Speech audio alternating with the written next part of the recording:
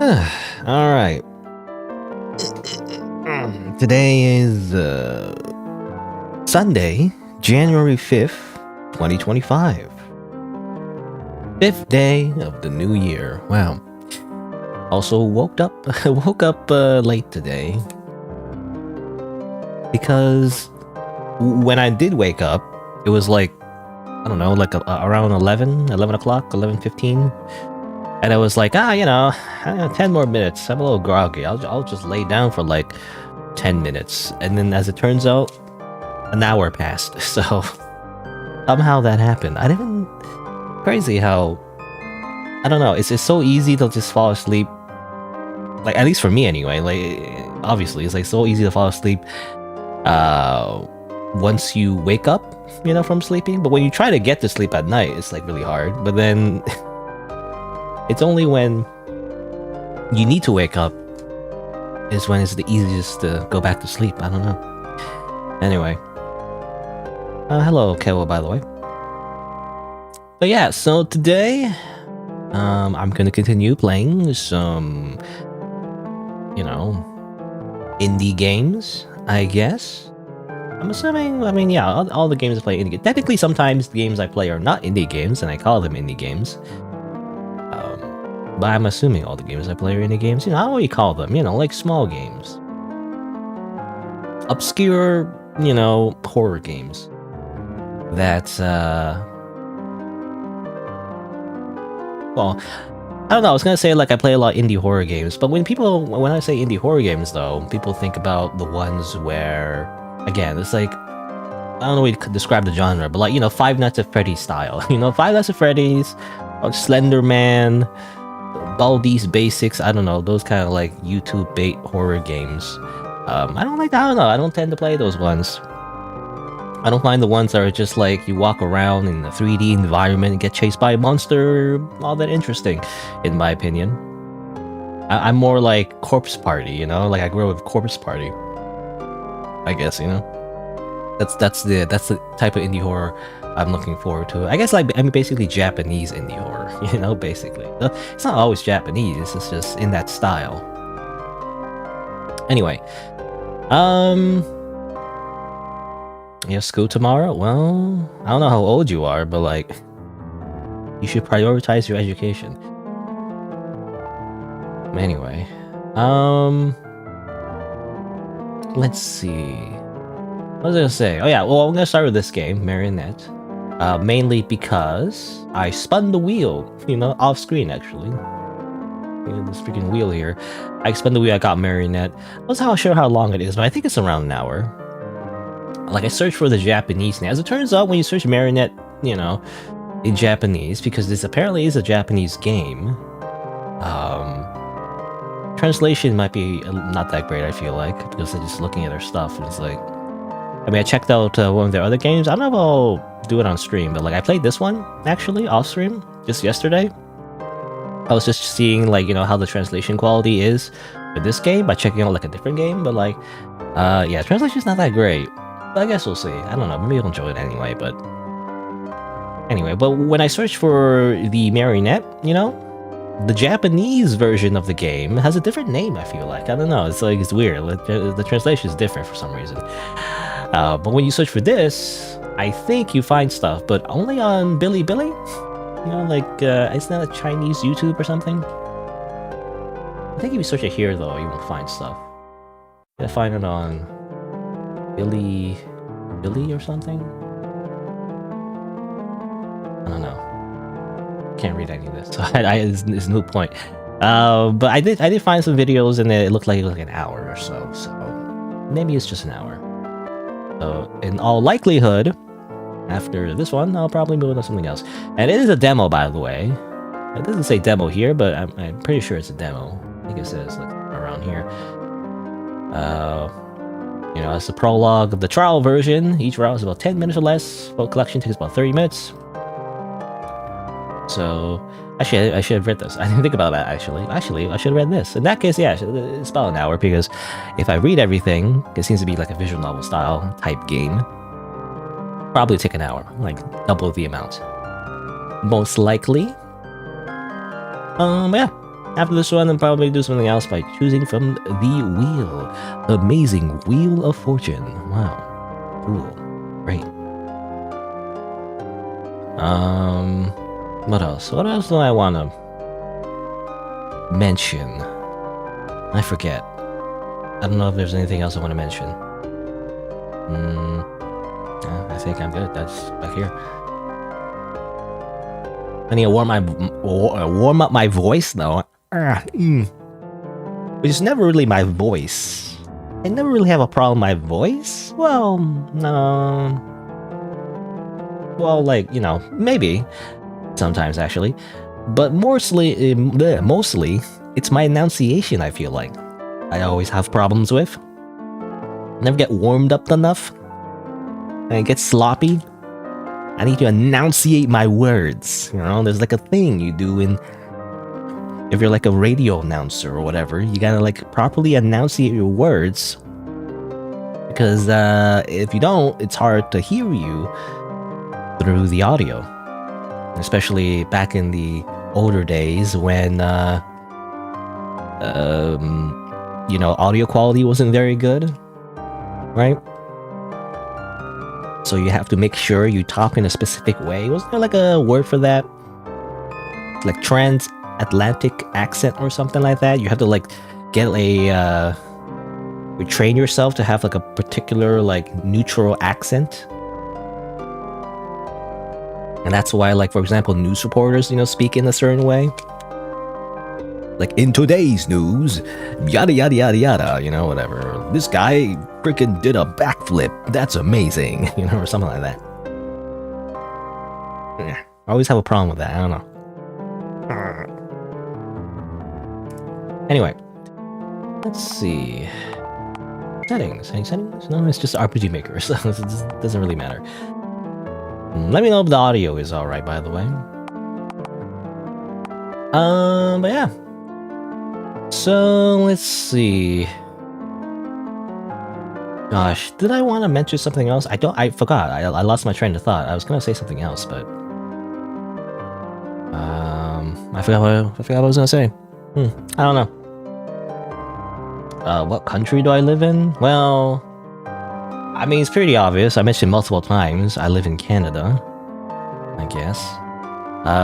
Though I do discourage personal questions like that, by the way. I'll answer it anyway, but like, you know, please do not ask too many personal questions because, I don't know, it's just kind of weird.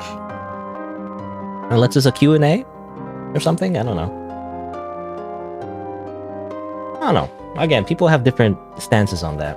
I just personally don't like to give away personal information that easily. Yeah. Because private companies already have all your information. And if you leak your information too much, people can just pinpoint where you live and then they stab you with a knife, you know? So, I don't know. You become this doll right here. See, he goes freaking get stabbed like multiple times, blood everywhere. So it happens. So, I don't like to be too transparent in my personal information, but I've already admitted like multiple times at this point that I basically live in Canada. So it's not really that hard to figure that out. Anyway. But yeah, let me do a little intro, I guess. How would I do an introduction for this game? Be like, I don't know.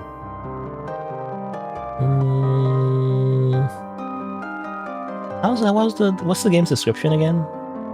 By the way, you know, like part of the reason why I wanted to play this one, I think, well, did I do it on stream actually? Was it? I can't remember because I did look through a few games actually on stream. Like 2 weeks ago or was it last week? I can't remember now. To figure out what games to play actually, and I think one of the reasons because it looks good, right? It looks like the art looks really amazing, so that's part of the reason. Translation might not be much, but you know, it's a demo, so I guess I'll give it a shot just to see how it's like. But let's see, just looking at the store description again. So, at an unknown corner, a marionette broken. That was sad and lonely, so I picked her up from the darkness. However, the marionette was severely damaged and difficult to repair. Let's make a new marionette, the puppeteer smiled. What kind of marionette will be made this time? Okay, well, I'm assuming is that each marionette or each doll is like a route or something. I don't know. See, that reminds me of Sharon games actually. In particular, because I got a comment recently on my Dice Psycho videos. That particular game, we choose like different routes, and each route is a crazy yandere girl, you know? Not always yandere, I guess, but crazy in some way. And that's the idea, you know? Maybe? Alright. Let's see. So, okay, so let's do introduction. How do I do introduction? So, hello, welcome to Marionette, an RPG Maker game developed by iFamo, available on itch.io. And, well, in this game, I guess you pick a doll to fix. I'm assuming is what happens, whatever that means. A little bit of content warning though, this game is tagged as horror, so there may be some disturbing elements. Viewer discretion is advised. Let's start. Also want to mention as well that this is a demo, so it's not the full game, but I still want to check it out because I don't know, the art style looks really good. Everything. I guess we'll see about the translation though, because it seems to be a Japanese game. The Marionette is broken. Want to fix it? What if I said no? You know, like the whole purpose of the entire game. Nah, that's okay. I'm gonna go home. Bye. Yeah. Even these translations. Yeah, I've noticed from this developer anyway. The translation is not that great, but even if you pick up all the pieces and put them back, it won't be able to turn back into a complete one. Rather than face that shocking crack, weird way to say that, maybe doing nothing is the wiser thing to do. I guess not. Maybe rather than facing that shocking damage, I guess, or like the severe damage. I guess rather than confronting the severe damage, it's better to do nothing. Is the idea. Anyway, obviously that's the fake ending where nothing happens. Okay, bye bye. That's it. That's the game. GG everybody. No, that's not. Let's actually play the game. Anyway, it contains graphic violence, by the way. They're strongly advised to play under companion. This translation is really weird. It's I don't know. I don't like bad translations, but what can you do? Want to fix it? Sure.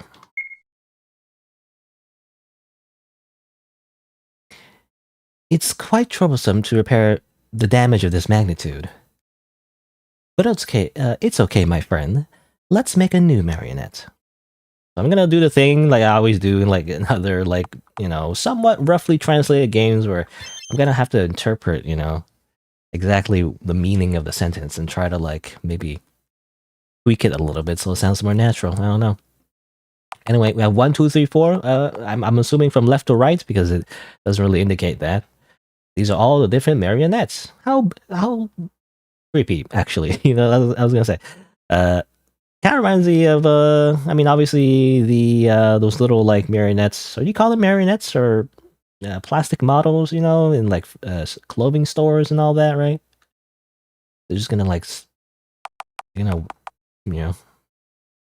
they're gonna be self-aware and just kind of start walking around. Anyway, I guess we'll choose number 1. We'll go in order. Number 1, the one of this little necklace thing. Be strong and face life or be strong and face life despite having nothing. Sure. As you wish. But I'm not too convenient? But I'm not too convenient physically. Yeah, that's a weird one. What's she saying in this sentence? I mean, basically, she's in a wheelchair. It looks like, right? You see the little wheelchair there. So that's what she means. So I'm not sure why you would say that in English because I'm not too convenient physically. It's just kind of that's not a thing you say in English. Ego janai, or whatever. Ego janai. Is that the right word? How you say that? I'm trying to say not English in Japanese. No, it's more like when you say janai, it means more like I'm not. Anyway. But I'm not too physically able, I guess is what she's meaning. So, but I'm not too physically able. Would you help me fetch the raw materials? Or help me, yeah. I mean, the second sentence makes sense, but anyway, I changed it for no reason. The black cat with golden eyes leapt down and ran to me. Unconsciously, I followed it into a long corridor. When I looked back, and suddenly we're here. What? Are you tired? I'm sorry, my house is a bit far. Suddenly it's me. I don't know, that's just me, I guess. It looks like a VTuber model. I always say VTuber. I mean, VTubers are just anime girls. Basically, I'm an anime girl now. It's okay. It's a great view. Are you still upset about the incident 2 days ago? The class president let it go. I really didn't do it. I know. Didn't the teacher already make a point of clarifying that for you? Class president's money just accidentally fell into the crack of the locker. Okay. Somehow it kind of floats in the air and it whoosh, into the crack. No one stole it. But why does everyone still have that attitude towards me? Even so, no one believes me. After all, you were the only one in class at the time, and the seat was so close to the class president. To me, the class president, she shouldn't have brought that much money to school in the first place. It's almost like she's showing off her wealth. Nobody believes me but you. Thank you for inviting me to your house. Well, after all, that's what the teacher wants. My family's a bit poor, but I've been recognized by my teacher for my cooking skills. Or by the teacher. To cheer you up, I'll give you a special taste of my secret tonkotsu ramen today. Ooh. So hurry up, it's a long way home. He's walking home with our best pal. I'm assuming. I don't know if she is. I don't know if she is our best pal, but she did say, I wasn't sure about that sentence, but like she mentioned how like she was told by the teacher to like walk home with her. I'm not sure. Anyway, I'm back. Or was that in Japanese? They always say it, right? In anime. I mean, it's a thing in just normal Japanese language, but like, Okaeri, or how's it go? How was it? I'm home in Japanese. I'll Google it. Tadaima, right? Because you say like, when you leave the house, you also say like I'm leaving, I'm leaving, and yeah, I can't remember the phrases. It's a very Japanese thing to do. I don't know. When you come home, you say tadaima, and then the other person says okaeri, right? Okaeri. Like okaeri means welcome back. I don't know. Tadaima. Tadaima. That's what she's saying. Again, very Japanese. You don't do that, in at least in North American culture. I don't know. Hello. Actually, I live alone, so don't be so formal. Just make yourself at home. Lives alone, eh? I mean, considering this is a horror game, just makes me think that she's gonna freaking kill me and turn me into ramen. While I go ahead and make you ramen, you can rest in my room. Okay, thank you. Wow, we can walk around. Amazing. Can I save the game? What's this word? I don't know what this. What is this? Oh, that's loading. You didn't translate that, developer. You forgot to translate that word. Anyway, I look around. There's a sparkly thing, but as as a veteran gamer, I never look at the sparkly thing first because I'll look at everything else. The single bed, neatly made up. The quilt is patterned like a style that only grandmothers would like. There's nothing on the table, but it's dirty. Old-style vanity. It was already night. I noticed the unrecognizable pictures in the wall. What happened? Yeah, what's she doing that, I wonder what that is. She said she lived alone, but then there's that picture. It looks like other people. The monotonous desk had only a small potted plant of fake flowers and a large group photo of the class. Oh, okay. Actually, it's the class. I thought it was her family or something. Did she freaking kill her family? No, it's... I don't know, I'm so paranoid. I'm already primed to think the worst thing possible. Apparently, that's just the class. A wardrobe that smells like mold. Only teddy bear, lying in the corner, but brand new. Same thing. Alright, let's look at this sparkly thing.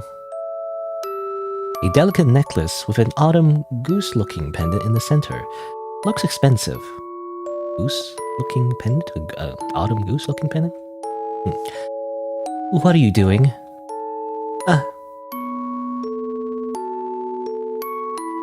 This necklace. It's very similar to the one you're wearing. It's beautiful. Well, it's a pair. I've been looking for a long time. You can keep it if you like. Eh? Eh? Again, very Japanese thing to do. Eh? Or, you know, I feel like eh is also a Canadian thing to do, but you don't say that you use it a different way, you know? Anyway. Eh? I can't take such a valuable thing. It's okay. I won't use it anymore anyway. I'll just get upset when I see it. It's better if it disappears from my sight. Really? Yeah. Just take it. Maybe you'll need it for a dance or something. The ramen's ready. Come down and eat together. Or let's come down and eat together. Or, you know, it should be like come down, or, you know, come down, let's eat together, you know, whatever. Okay, thank you. Thank you, in capitalization. I think she means like, it's probably like itadakimasu, you know, that's what she's saying. Not thank you, like arigato. It's more like, you know, because it's lunchtime or rather dinner time, you know, it's like itadakimasu. Anyway, though suffering poverty in life, still willing to share the treasure of others, the scales of heaven and hell will be tilted for you.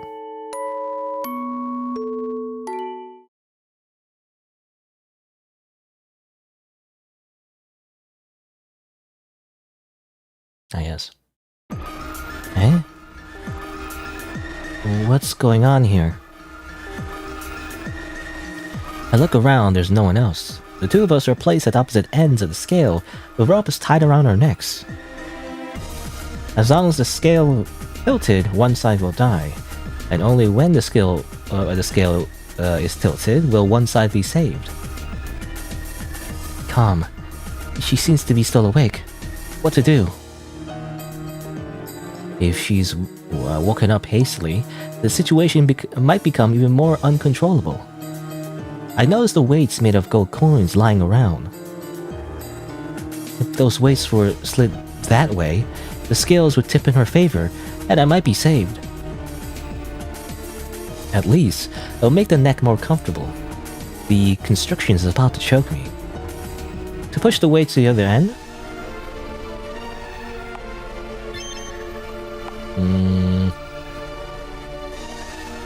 I mean, do we betray our friend just right away, suddenly? Even though I don't know how we ended up in the situation, how do we end up in a Saw-like game, you know? And then you have to kill your friend to leave or whatever.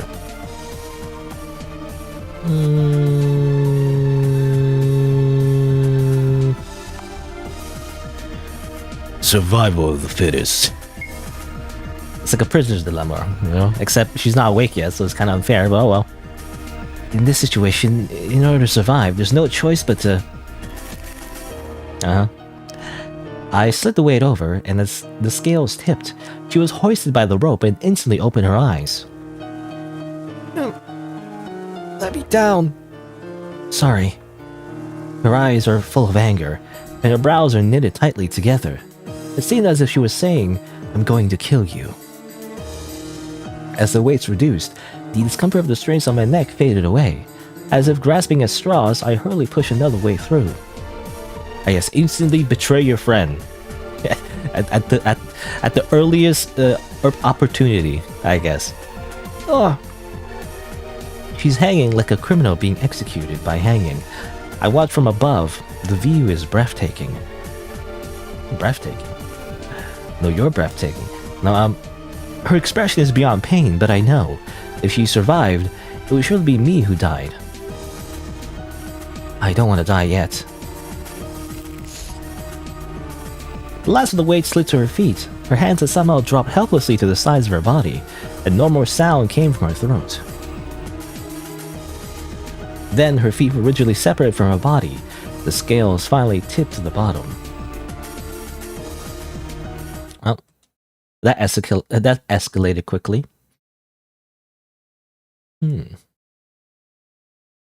Oh, hello. Actually, I can't read your name really. Isn't Hiragana? I don't know how to read it. He Raka. So I'm so bad with. Is it Hiragana? I don't know. Anyway, but you came from my Cherno's Perfect Punch-Out gameplay. Oh, funny. I played that a while ago. I think I remember playing that. I don't know. I can't remember. I think it's because I played that game because no one else seemed to. At least there wasn't a ton of footage of it, and like at least no one. I think it's because no one made a video of actually like beating it. I guess. So that's why I was so stubborn, like trying to beat that game and make a video about it. But it's quite a contrast though. To this one where Colin freaking dies. Anyway. Liquid like blood flowed out of her body. Now the weights instantly turned into gold coins. Those treasures glittered under her wrecked body. As I looked at her body, I think back to the time when I used to walk with her on a country road at sunset, to the delicious tonkatsu ramen she made, to her poor but warm home. Why does she have to die? She's just an ordinary person who's doing her best to survive. Just an ordinary person struggling in the mire. In the mire? A weird sentence. I don't know what mire means. What does mire mean? Google, help me. Define mire. Google says a stretch, a swampy or a boggy ground. Mire. I mean, I guess that makes sense. It's just kind of a weird word choice. Just an ordinary person struggling in the mire who wanted to see the light. She's already trying so hard to live.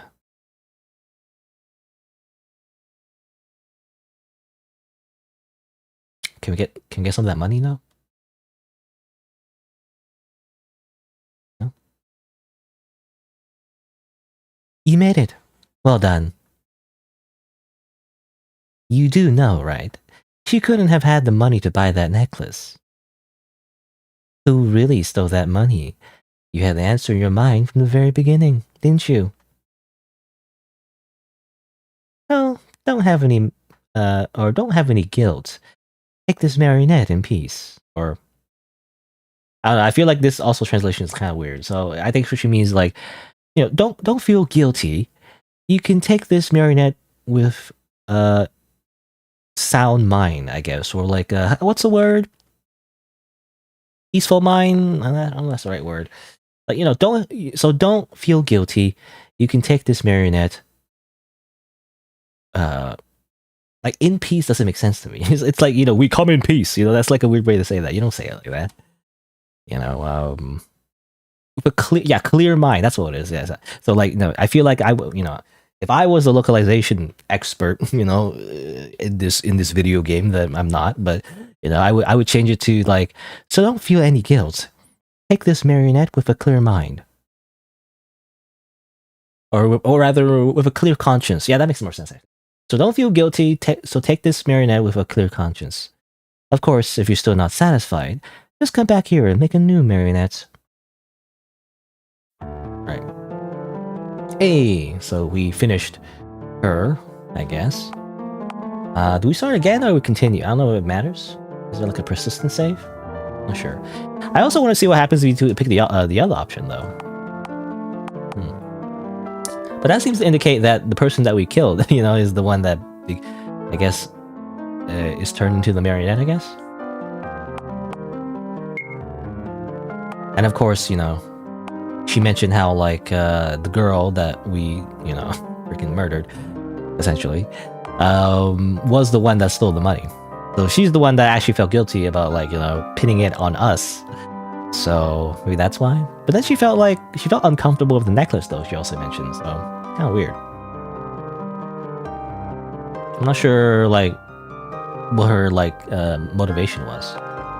Was it to intentionally make us target us, or was it just in general because she was poor? She just wanted money. I mean, she did have a grudge, it seemed like, against the class president, right? Because she said the class president is just showing off her wealth and whatnot. That's probably why, right? That's why she stole the money and everything. But I wonder as well, maybe she did feel guilty about it, actually. Because she did say she felt uncomfortable after getting the necklace, so she just gave it to us. Most likely because we were the ones that were, blamed for it. So, I mean, I don't know. She's not the worst person in the world, really. It just seems kind of reasonable, so for the most part. Did a bad thing, but, it's not like she's maliciously trying to do it. Trying to hurt anyone, really. It seemed like that anyway, I don't know. I'm not sure. Maybe I'm giving a very charitable interpretation of her character. Go back, though. Alright. Do we play the sick game? In every horror story trope, where all the characters are stuck in a killing game, but they always just murder each other instead of actually fighting against the actual person who put them in the situation in the first place. The freaking mastermind that goes Zetsubo. Anyway, Daga Kotoru. I'm afraid she'll be hung and strangled alive if I do that. It's too dangerous. It's better not to do anything rash. Wait for her to wake up and then discuss what to do.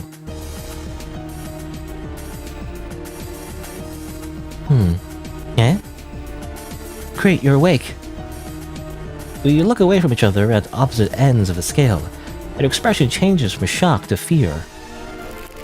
Oh, of course. Then, almost without hesitation, she slid the weights to my side. It hurts. Don't, please. I'm sorry, forgive me. She slid the other weight down. I'm hoisted out with no possibility of struggle, brain unable to function due to rapid oxygen deprivation. I admit, I've always kind of hated you, pretending to be a good girl in front of a teacher, every day, acting like you don't care about the outside world. But it's just a little money. You don't have to pester me like that. I'm just trying to make the people I like happy. The upward ropes and downward scales almost tore me apart, and I couldn't understand what she was saying. I'll give you all the money back now! She slid the other weight over. I feel the skin of my neck ripping. I have to live, even if it's to see the teacher again. He's the only one who's genuinely nice to me, not like you bunch of pretenders. A happy rich girl like you wouldn't even understand, would you? What's it like to have never been loved by anyone?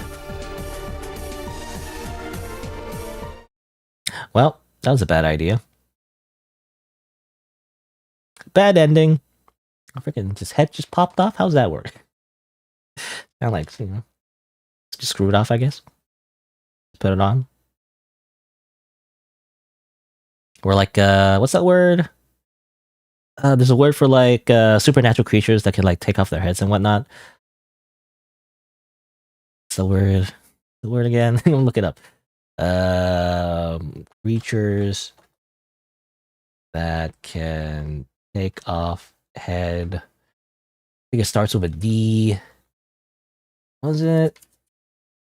Dullahan, right. It's a Dullahan. Like the headless horseman and whatnot. The Dullahan, a legendary creature in Irish folklore. I just like looking things up. Anyway, I was gonna say, what are we, a Dullahan? Who's this person? What a pity. In a situation where it's a matter of life or death, it's impossible to be the nice guy. Sometimes good deeds and bad deeds are one and the same. It's just a different perspective. Next time, follow your heart make this decision. Alright. Well, there you go. I guess that's the first, little route. I guess it just kind of ends there. Obviously, there's more routes to take and everything.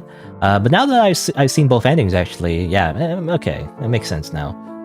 Where, I thought she was a nice girl and everything, but yeah, okay, so she stole the money and everything, but she's poor and all that. But I think she has a crush on the teacher. It's like, so she has a crush on the teacher. She really only just likes the teacher. She doesn't actually like anyone else. Actually, she has a big X on the freaking, big giant class photo, right, and everything. She didn't like anyone really. It seemed like. So she stole the money to like buy something for the teacher, I guess. And she didn't even like us that much, apparently. I thought we were friends, but I guess yeah. She did mention how like she only hung out with us only because the teacher asked her to. So that was the only reason. I wonder what did the teacher, was it intentional? Did the teacher like manipulate her to like isolate her from the rest of her classmates, or is she just like this naturally? I don't know, but it did seem like she felt guilty though, at least a little bit, about the whole stealing the money thing. So she didn't seem like a horribly bad person, but I don't know. Well, let's start again, I guess.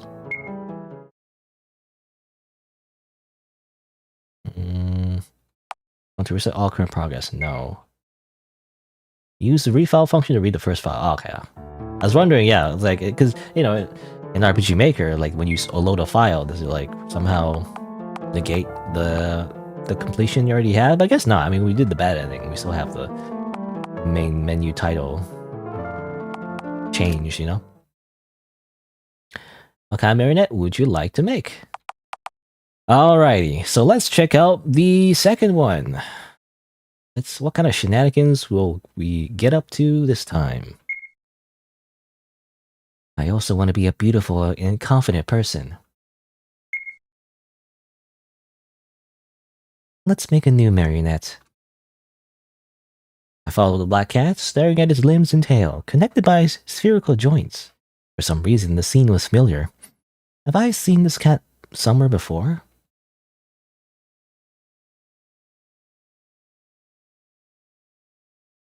Can I open my eyes now?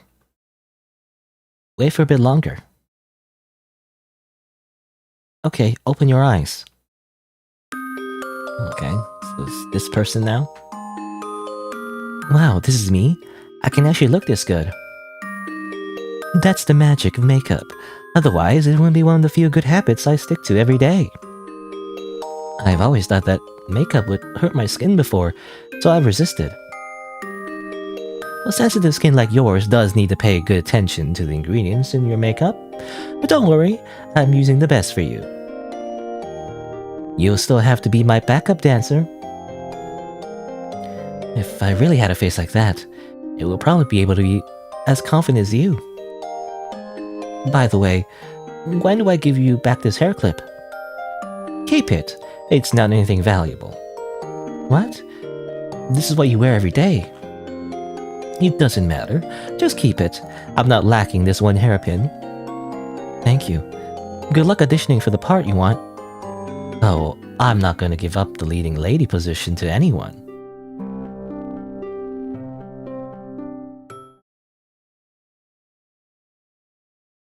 Oh, here's the cat. Ahem. Ladies and gentlemen, welcome to the finals of the annual Marionette Workshop Stage Leading Lady Audition. Yep. The two girls have passed through the layers of selection. Come and support your favorite. Come and support your favorite her meow. That's kind of weird. Come and support your favorite lady meow. I'm assuming lady, not her. Huh.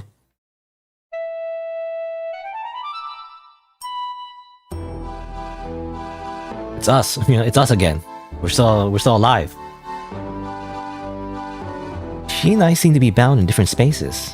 Unable to move, all I could see in front of me was an empty shell of a marionette. Wow, those two people look evenly matched. Fight, fight! Why are you here? Never mind. Since it's the finals, I'm not gonna show any mercy. It's hard to read the situation, but she's obviously serious. What should I do? Okay, is this I'm gonna fight? What are we doing? It's an RPG battle? I defend. I block. Why didn't you say anything? Going to pretend to be an innocent white flower like before? No one here eats your shit. Besides, what kind of leading lady on stage hides half her face like you do? Where's the respect for the audience? If you have no confidence in your inferior looks, I advise you to give up early. Mates are not welcome on stage. We don't like silent protagonists. Ugly woman! Maybe putting on makeup can save it, but now it's really unbearable. Okay. This anime woman is ugly, even though she's drawn to be like an attractive anime woman. Ugly woman? Am I really ugly? Cosmetics appeared in the darkness, as if an unseen hand was doing my makeup, and I seemed to be saved for a moment. I don't know what this is, like some kind of weird like battle. It's a verbal battle, I guess. Temporary makeup on the spot. Are you serious? How do I deserve to be compared to someone like you, who goes to school every day in full makeup? How would I say something like that off the top of my head? Isn't it disrespectful to come over without putting on makeup in advance for this kind of occasion? Still ugly. What's wrong with you? I'm assuming these are random audience members. That looks weird. Like when you put like, you know, it's anime, right? So like it's weird when you put like realistic, anything that makes the face like more realistic. It looks weird. Like big lips always looks weird. I feel like in anime art style. Looks like the first aid failed. Maybe there's no way to save this poor face with makeup alone anymore. How about going for plastic surgery now? This makeup's a bit spicy to the eyes. How does ugly woman pass the selection comp? I don't know, I'm giving like random voices. How does women pass the selection competition? Am I really as bad as they say? What should I do? Something sharp appeared in the darkness, and I felt fear. But I know that at times like these to be brave.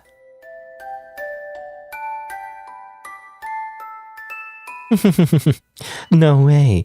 She really ran off to get plastic surgery. I'm looking forward to the effect. This can be considered as abstaining. This is cheating. You, stop trolling her. She's been the leading lady before. As for how she became one, it's hard to say. Probably slept with many people. Okay. Really sad for the eyes of the audience. How much money did she bribe? Hey, come on. The audience is waiting. Don't force yourself if that face can't be saved. It's not your fault for being ugly.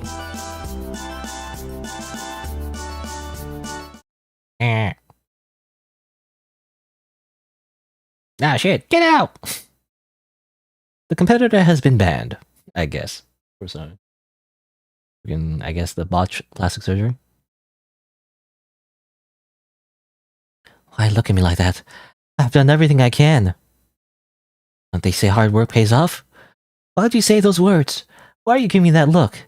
Is that what a leading lady's supposed to do? Aren't I beautiful? You know, it reminds me of a Frankenfran chapter. Anyway, bad ending. Leading lady. Turns out you shouldn't get so much plastic surgery. It's bad for you. What is this? Before, only half her face was ugly. Now it's completely turned into a monster. Unfortunately, this is absolutely no way to get on stage. You don't have to resent me too much. After all, I'm just taking back the leading lady position that was rightfully mine. It won't be stolen by anyone this time. Mom, just watch. I'll always be the shining one. I will never ever let you down. Okay, These anime girls are so brutal. It looks like a real fiasco. But auditions are the occasions when you need to be thorough. You're actually quite upset, aren't you? After all, strength is enough. Next time, don't fantasize about good luck coming your way by doing nothing. Turns out you shouldn't just defend in an RPG battle. You should always attack. Only attack. No defend. Okay, well, let's go back. Just some water, actually.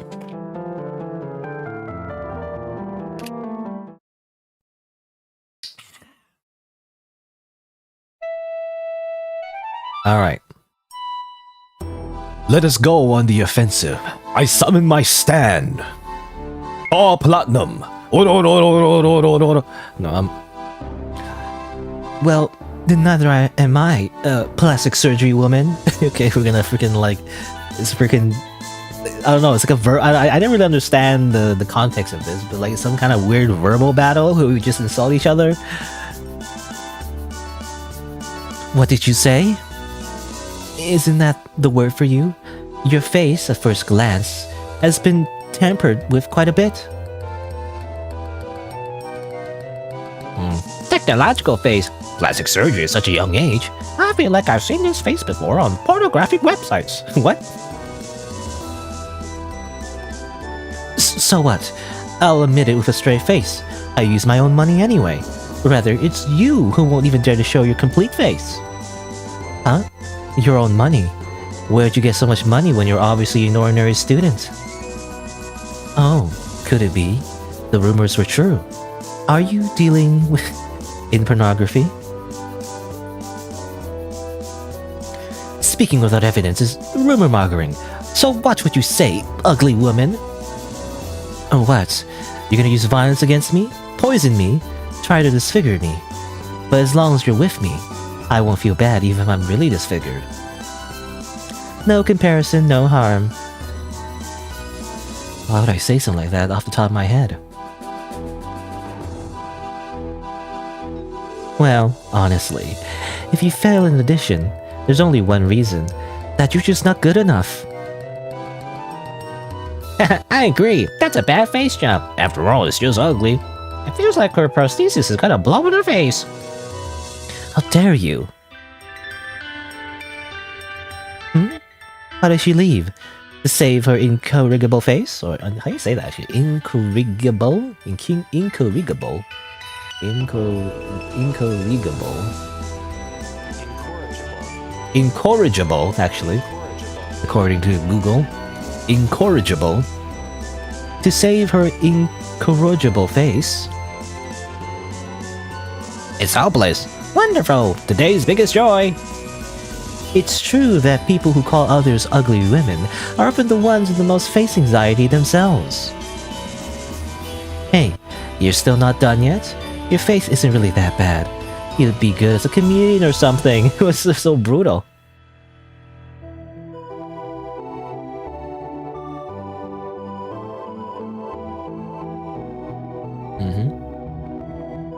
What happened to her face? She lay rigid. Her beautiful face shadowed like a mask. Beneath the mask were circles and circles of bandages, tightly wound as if it were a large white flesh worm about to pupate. I guess these are bandages, so it's like her face is cracked. The competitor has been banned. Yay, we win! I don't know what kind of fight this is, but apparently we just, if we simply attack their feelings and then they feel really bad, they die. Along with the gladness of my success was fear. Why has she become that way? Fear of the sight before me was followed by disbelief. The memory of her is clearly so gentle and bright. Why on earth would she speak evil of me? A sense of mutilation mixed with unease ensued. I stroked the left side of my face that was covered by my hair. It's a patch of skin that was more uneven than tree bark.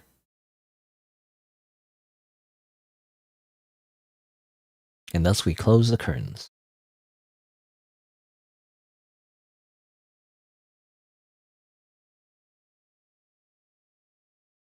You made it. Well done. When faced with a dangerous woman like this, it's no use just to back down. The only way to protect yourself is to fight back in the same way. The left side of your face is that way because you use her makeup too. Oh, is that why we're touching her face? Because she tried to sabotage us?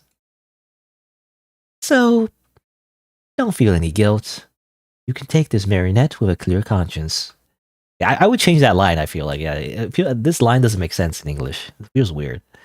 I would change it to like, so don't have any, as I said just now, it's like, don't feel any guilt. You can just take this. Of course, if you're still not satisfied, just come back and we'll make a new marionette. Oh, she's there. It's like, Yes, she's the, I guess she's the type that, has low self-esteem and has a lot of anxiety about her appearance. She has some kind of, body dysphoria, I'm assuming. Or is that the word? Dysphoria? Something like that? I don't know. But that's why. So first we have a person who's obsessed with her teacher and is poor, apparently. It's like each of the marionettes have issues, right? So this, she's like poor and has a obsession with her teacher, and and this lady is like, very much anxious about her appearance to the extreme, I guess. And she wants to make her mother proud, right? I think that's what it was implied in one of the endings. Let's see. So let's continue to the next one. Who's the next one on the list?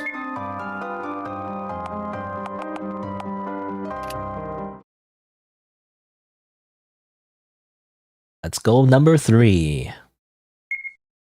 Painting the world with a brush sounds as beautiful as a dream. Let's make a new marionette. The black cat leading the way in front of me is undoubtedly a marionette. However, I can't see the strings pulling it. How on earth did it move?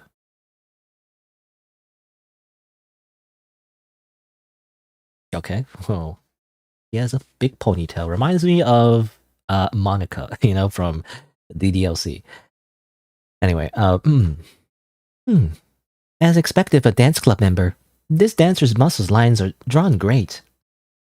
Just need to change the details and it'll be perfect. Let me help you.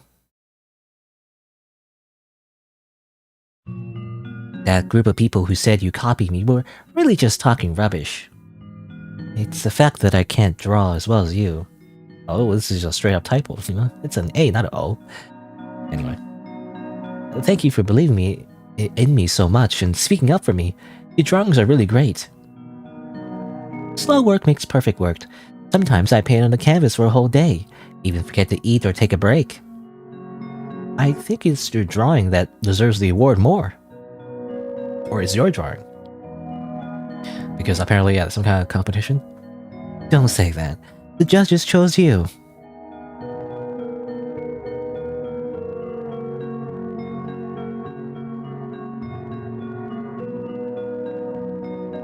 But those people are really overdoing it with their cursing. They're all our classmates. Eh? You didn't know? It's been going around the whole grade for the past few days, but don't worry. It'll be fine when the time passes. Or it'll be fine when everybody gets over it, I guess. I don't know. But, I don't know the word. I don't know how to, because it feels weird. It'll be fine when this time passes? That doesn't make any sense. That's weird English. I guess she would say, but don't worry. It'll be fine when enough time passes, I guess. Maybe, right? But don't worry, it'll be fine when enough time passes. Or everyone will forget when enough time passes, I guess. I don't know. I don't really know who's attacking me, though. But I have a clear conscience, so it's okay. Oh, it would be nice if it was like that. Speaking of that, my favorite painter died from the malice of the world yet. Actually, this paintbrush was a relic of hers. So hard to find. I've always modeled myself on her before, hoping to paint my own dream world. I feel like, okay, I actually understand this reference. I play a little, well, maybe I don't know if I'll play, maybe I will, but there's another game by the developer that does feature like a painter. and he's using the same brush, so it's a reference to the older game, I guess. Anyway, yeah, hoping to paint my own dream world. Now, however, I always feel that I have no business holding this paintbrush any longer. Why? I love your drawings. Everyone in class loves them too. Shaking her head. That's a different thing. Well, I'm finished correcting this painting. Please, take this paintbrush if you don't mind. Congratulations on the first prize for your painting. Are you serious? Besides, or rather, are you? I don't know. Besides, isn't an important prize for you? That's weird. That's a weird sentence again. I guess it'd be like, are you serious? Isn't it a important paintbrush for you? Not anymore. Even holding it, I can't draw what I want. Maybe it'd be better if you used it. I already don't want to paint anymore.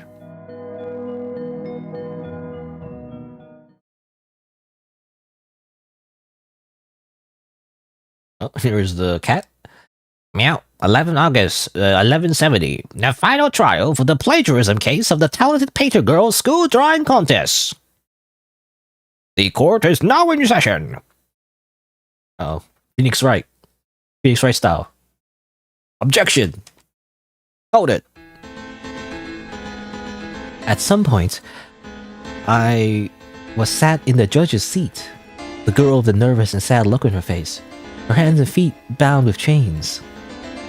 And all without exception, from the jury to the clerk, were mere empty shells of marionettes. Do you confess to the above offenses? Plead guilty! Plead guilty! Plead guilty! What a farcical... Farcical? Farcical? Is that a word? I've never seen that word before. I've seen farce? Like, what a farce? Farcical. Farcical. Farcical. You know, that's a strange word I've never seen before. Farcical. Farcical. I mean, you could say ridiculous or absurd. That makes more sense. But farcical? No one uses that word. I feel like I've never seen it anyway.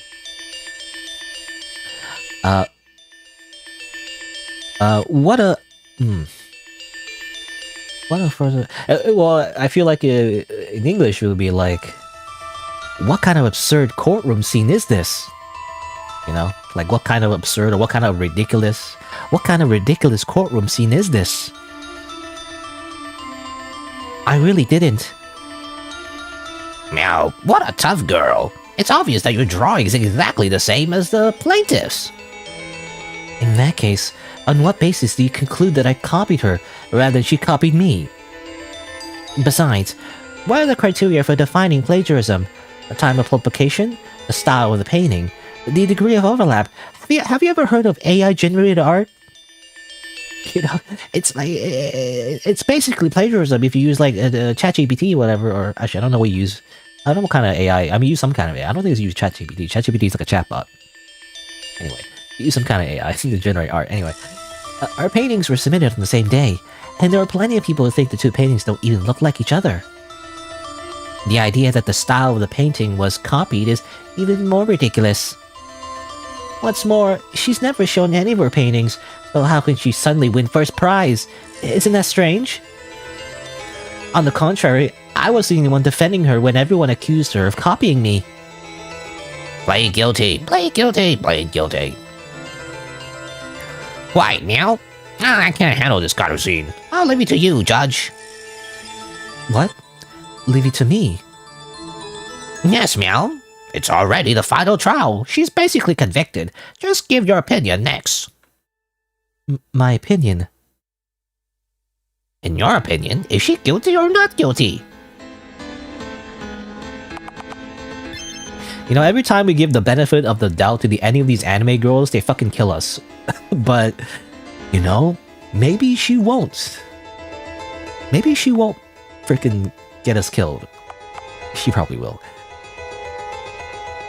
You know, let's just assume that Phoenix Wright is here. You know, if Phoenix Wright was here, he'll be like, objection, you know? And then she'll be like, not guilty, so let's just say not guilty.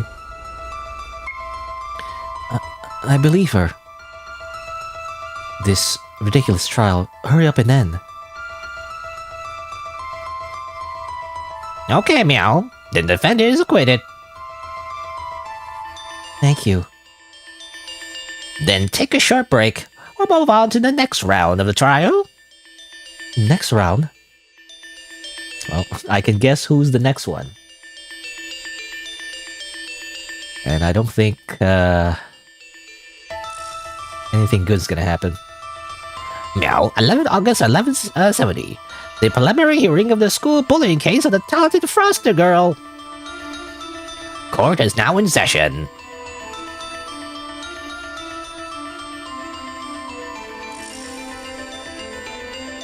At some point, my hands and feet were bound by chains, and I stood in the seat of the accused.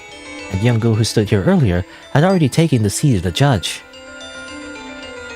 Impersonating another person to spread false information, insults, personal attacks, framing, intentional murder. Intentional murder? Do you confess to the above offenses? Plead guilty! Plead guilty! Plead guilty! It's a farce called a trial. What are you talking about? All of a sudden slapping so many inexplicable charges on me. Whoops. Judge, what to do, Meow? She looks so angry. Although I would like to thank you for your judgment of the acquittal against me. You have definitely not been wrongly convicted on these charges. Huh? What a shame that I trusted you. You hypocrite! Well, that's a title that wouldn't be mine if you were here. Then tell me who I've cheated on and who I've bullied. Ask the plaintiff yourself. Plead guilty! Plead guilty! Plead guilty! Yeah, it's really noisy. Presiding judge, can I just pronounce the judgment? Meow? Who the hell is the presiding judge? Then I hereby pronounce the defendant guilty. Death penalty to be carried out immediately. Frickin' sniper. Wait a minute.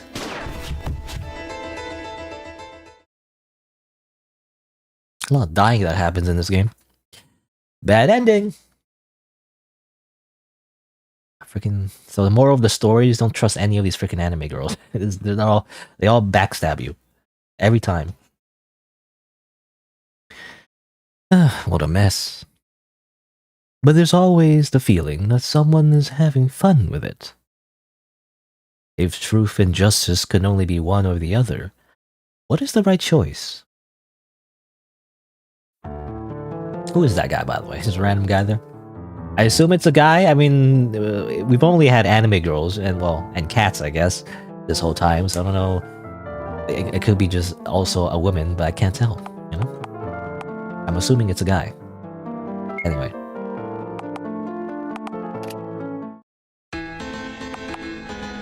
All right. You know what? Guilty. Should have called Saul. You didn't have your lawyer with you, you know? That's a problem. When you go to trial, I mean, it depends on the country's laws, I guess, but generally speaking, if you go to trial, you should get a lawyer. You can represent yourself, but that's a really bad idea, you know? Even if you're, I mean, depending if you're like already like a trained lawyer yourself, but even that, I feel like you'll have your own biases, you know, to like represent yourself. So it's always just a better idea, just have some kind of lawyer, I don't know. Unless it's like a really bad lawyer, but I don't know. Better than nothing. Anyway, I guess it's guilty.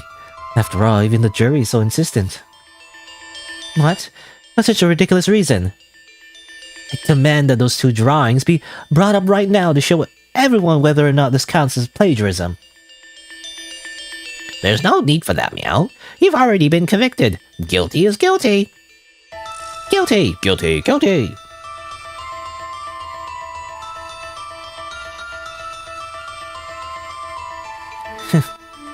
Whatever you think is fine. Consider me a plagiarist. Go ahead, shoot me. What are you gonna do, shoot me? I don't want to paint anymore anyway. Never felt happy painting. As for people like you, hypocrites like you will surely go to hell. How dare you disrespect the judge, Meow? Someone come, penalty, death penalty. Now execute her right here. You, and you. and the others who are watching from elsewhere. You're all going to hell, especially you if you're playing this game right now. So I'll be right there waiting for you. Sooner or later, I'll pay you back tenfold for all the pain I've suffered. Headshot. Anyway. Hello, Pepper Heart, by the way. Objection. Ooh, scared, meow. People who draw are really scary. None of them are mentally sane. You know what? Kinda true. You know, the best artists are always like a little crazy, actually. The bullet passed through the left side of her chest, and the courtroom was silent for an instant. Oh, it wasn't a headshot, by the way, it's a heart shot. The empty shell marionettes, like her, lost their life and fell across the room. As a result, was she really guilty? How to define the line between guilt and innocence? Last moments, the words that came out of her mouth, the curse-like words, echoed in my ears for a long time, unable to dissipate.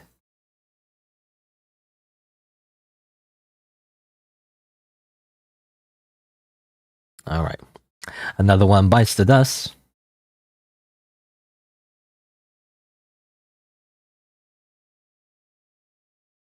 You made it. Well done. The right thing to do with such a harmless and pathetic-looking girl is to not to believe a word of it. Otherwise, your moment of kindness will just be a springboard for her to achieve her goal. So don't have any guilt. Take this marionette with a clear conscience. Of course, if you're still not satisfied, just come back and we'll make a new marionette.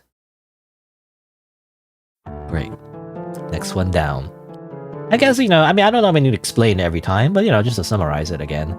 I think what happened is basically that there was a painting competition, I guess. She's like a really good, painter and everything.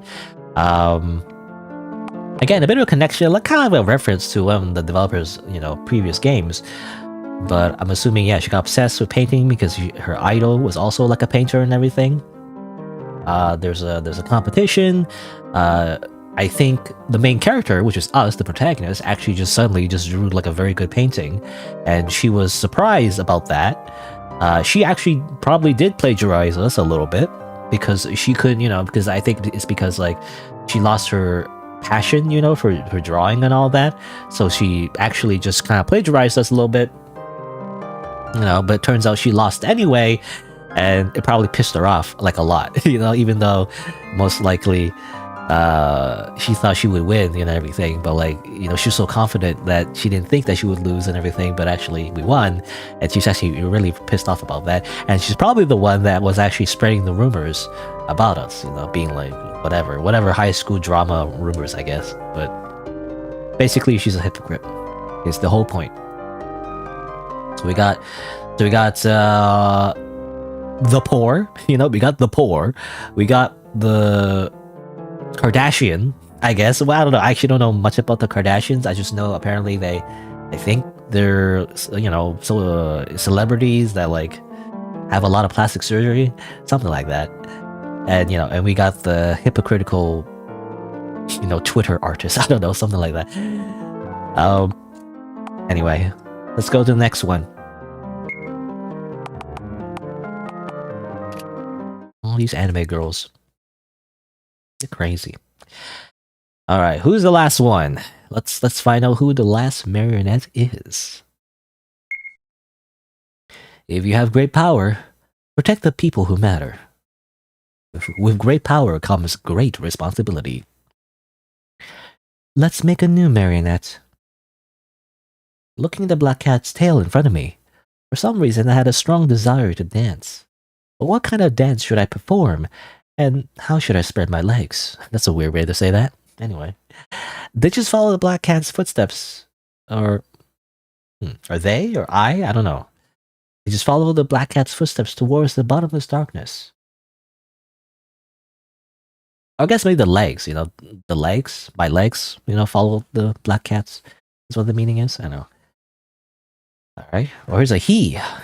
There's a he? There's an anime man? Disgusting. No, oh. So, you do have the guts to come over here. Good. You're not a wimp yet. Oh, okay, he looks like this. Alright, I don't know what kind of voice to give this guy. He looks like the bad boy type, you know? I don't know. What do you want to eat? Just order anything. It's all me today. You asked me to come. For what? He didn't even look at me. Just looked down and sipped on the glass of something that he didn't know it was wine or a drink. Surprisingly, he was using a straw.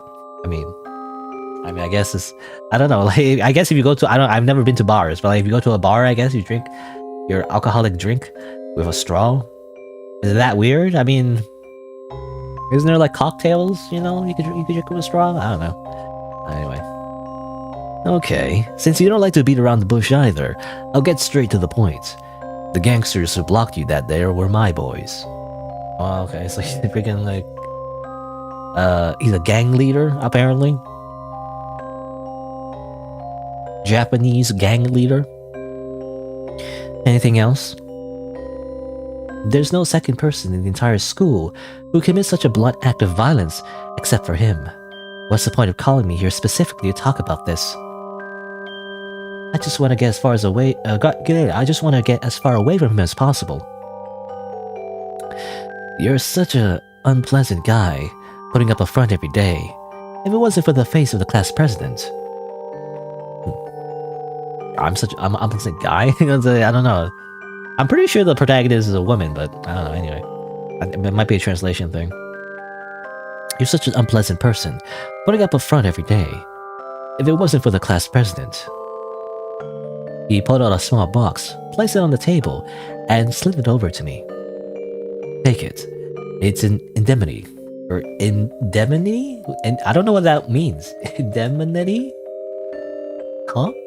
Indemnity. Indemnity. That's a weird word.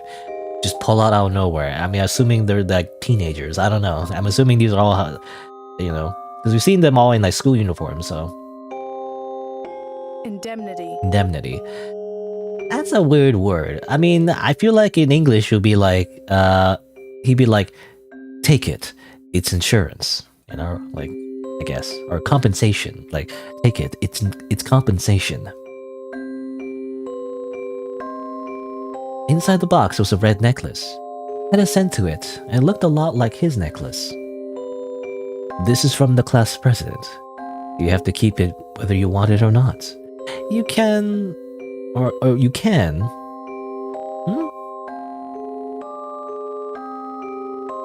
That's a... I don't understand the sentence. You don't give face to anyone, but only the class presidents. I don't know. So, this is from the class president. You have to keep it whether you want it or not. You cannot give face to anyone? Like, I don't know what that means. Give face.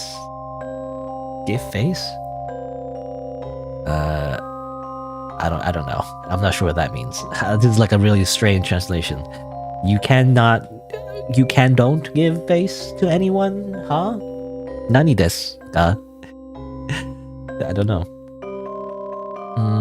It's hard to tell what this means, but I guess like, you know, you can keep the necklace and do whatever you want. But don't let anyone know, maybe? Like don't let anyone know but the class presidents, got it? Or don't give face? I'm not sure. Well, that's the end of the issue. If you sell this string of beads, it'll almost cover the medical expenses. What happens to your legs after that, whether you can still dance or not, has nothing to do with me. For the sake of being in the same class, I won't bother with you anymore. Don't talk about people behind their backs in the future, understand? Okay. Apparently did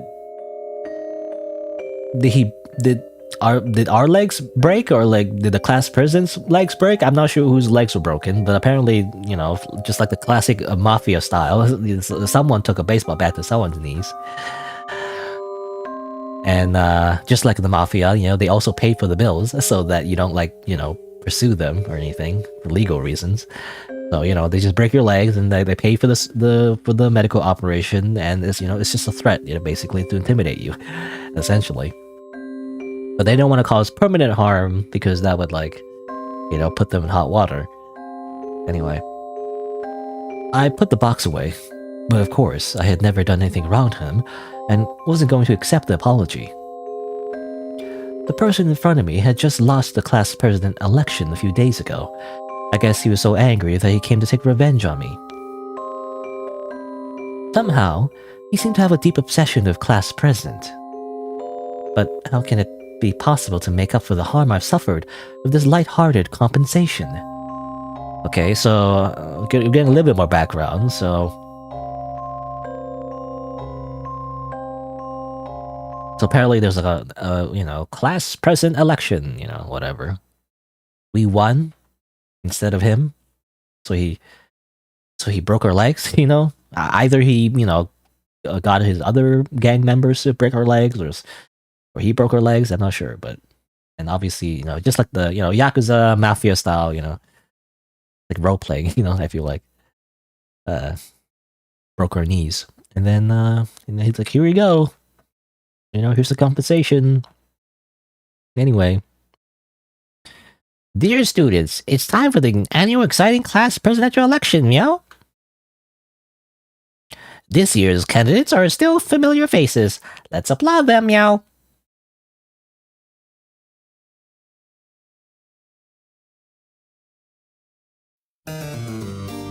The sky is... Hello, it's been a long time. Are you kidding me? A delinquent running for class president. Every student should have the opportunity to run for office. Everyone is equal, meow. Alright, the rest of the time is up to the two students, and everyone's votes, meow. Come, I won't lose to you again. He looks agitated. Anyone can see that this kind of person could never be a class president. If I want to win, the simplest strategy is to save the game, so I can manipulate the outcomes to whatever I want.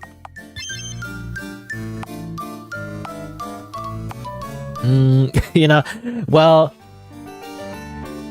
if you try to attack him, I feel like it's a bad idea, because he's probably typical school bully type person who probably just beats everyone in the he just beats everyone in the face with his fists. So what happens if we do that though?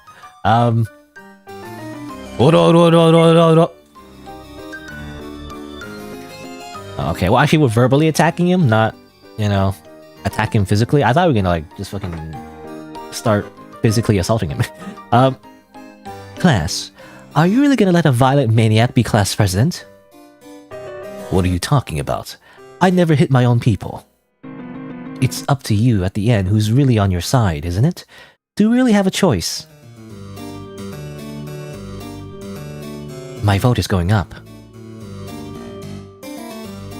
What's more, you don't come to school for years and keep hanging out in bars, internet cafes, and casinos.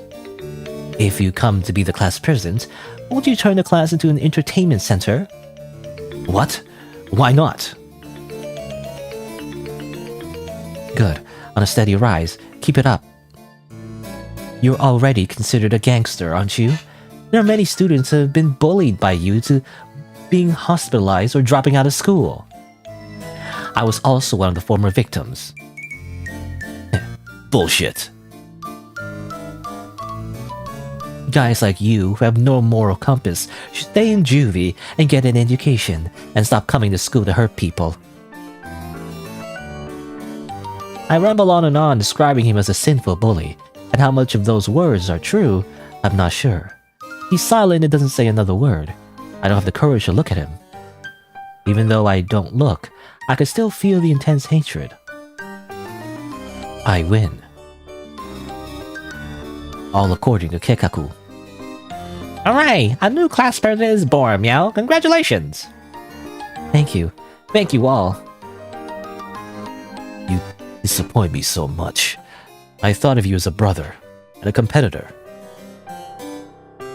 Are we a woman or are we a femboy? I can't tell because the translation keeps calling us a boy. Anyway, I mean, my first impression is that she's wearing typical sailor school uniform, so doesn't look like a man to me. But could be a femboy. I don't know. I'm not against that, it's just, it's hard to tell. Anyway, I'm just telling the truth. The truth. That's funny. I've told you, I never strike at my own people. He comes over to me, grabs me by the neck with one hand, and picks me up whole. Put me down. But what I hate most is betrayal. He throws me heavily under the podium, but follows the sound of shattering underneath me. It's only then that I see that the students under the podium are all empty shells of marionettes. You're still the same as before. I haven't changed a bit. Like a marionette on strings, playing a seemingly perfect role. What does the real you look like? They gradually surround me, and I'm unable to move. Even though they have no eyes, it is as if anger is burning in those empty sockets, followed by a tearing sensation that comes from all sides. RPG Maker sound effects. Ah, yes. Don't do that, Meow. You can't mutilate the class president you just elected. Can't we all just get along? This is bound to be a re-campaign. When am I gonna get off work? Under the spotlight, there seemed to be a moment of sadness in his angry eyes. Afterward, I lost consciousness. Okay. Bad ending. We pissed him off, you know? Yeah, okay. Turns out, yes, he does freaking just murder us. Physically. He just fucking just kills us. The heck? To do that?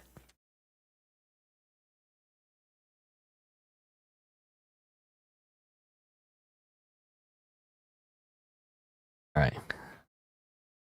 Sometimes, it's easy to realize the purpose of your own skillful experience.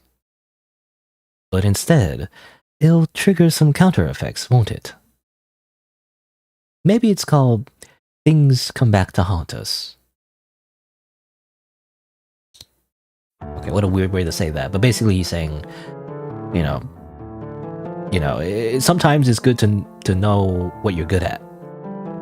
But then there might be some consequences, I guess, is what he means. Anyway, let's go back. Alright.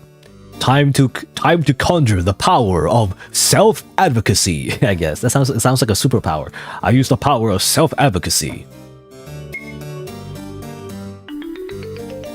If I were to be the class president, I would definitely lead everyone to make progress together and stabilize the class results in the top 3 of the grade. What a bore. Vote for me, and I guarantee that no teacher will dare to take up our PE lessons in the future.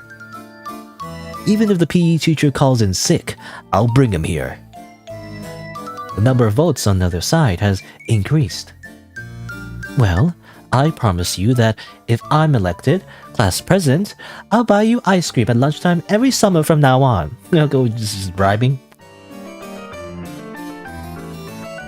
Hey, what a cheapskate. I run a kiosk at home. If you come to my house, you can take whatever you want. Eat as much as you like. Oh no, the situation's not good. I'll treat all classmates equally and help those who are in trouble. Stop bullying from happening in our class. Who is bullied directly? Tell me. No matter where you are, I'll call 100 of my boys within 10 minutes to help you fight. In my class, no one can be wronged. The difference in votes between us is too great. There are no qualms. He wins.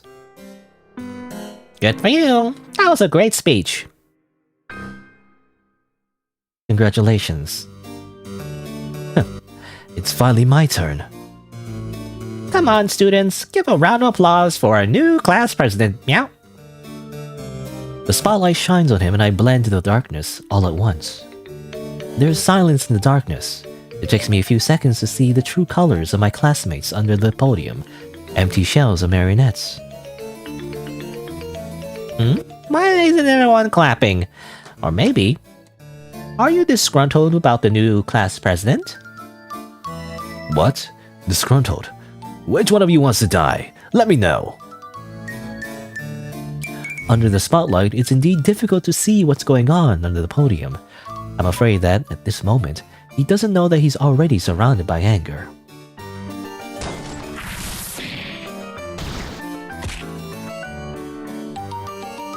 In the next second, the marionettes all surged. No matter how much he resisted and struggled, it was all useless. In the end, there's only the sound of clothes and limbs being torn apart, as well as blood flowing to my feet. That color, as if revolution. Viva la revolution! That urge, as if revenge.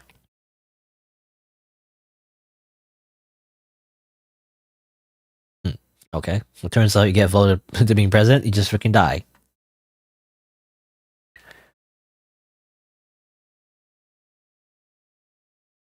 You made it. Well done. For 100 people, for the 100 people that protected him, there'll be 1,000 who will harm him. It's only a matter of time before he gets a vendetta. So don't have any guilt about it. Take this marionette with a clear conscience. Of course, if you're still not satisfied, just come back and we'll make a new one. Okay. Well, I guess that's it. That was the last person. You know, you'd think it would be all anime girls, but it turns out the last one is just, you know, what do you call it? It's a Japanese trope. I think it's called Yankees. But that has a different meaning, you know, in English, but I think in Japanese, like a, you know, delinquent or whatever. Like a, you know, like a gang member, but like he's a teenager, so like it's weird, but I mean, I guess it's not that weird. When I think about it in real life, at least North America anyway, I mean, there are like young gang members, which is kind of sad. But, you know, it's kind of like romanticized actually in anime. Or like they just pretend to be like Yakuza members, essentially. They roleplay Yakuza members. Which is actually pretty, I don't know, depending on the story, actually, it gets kind of dark, actually, because sometimes, you know, it's played for laughs, you know, where it's like, we're just gang members, hee hee, you know, we're gonna protect our school, you know, with like, you know, with wooden swords, you know, and we have pompadours or whatever, you know, like the old style Yakuza.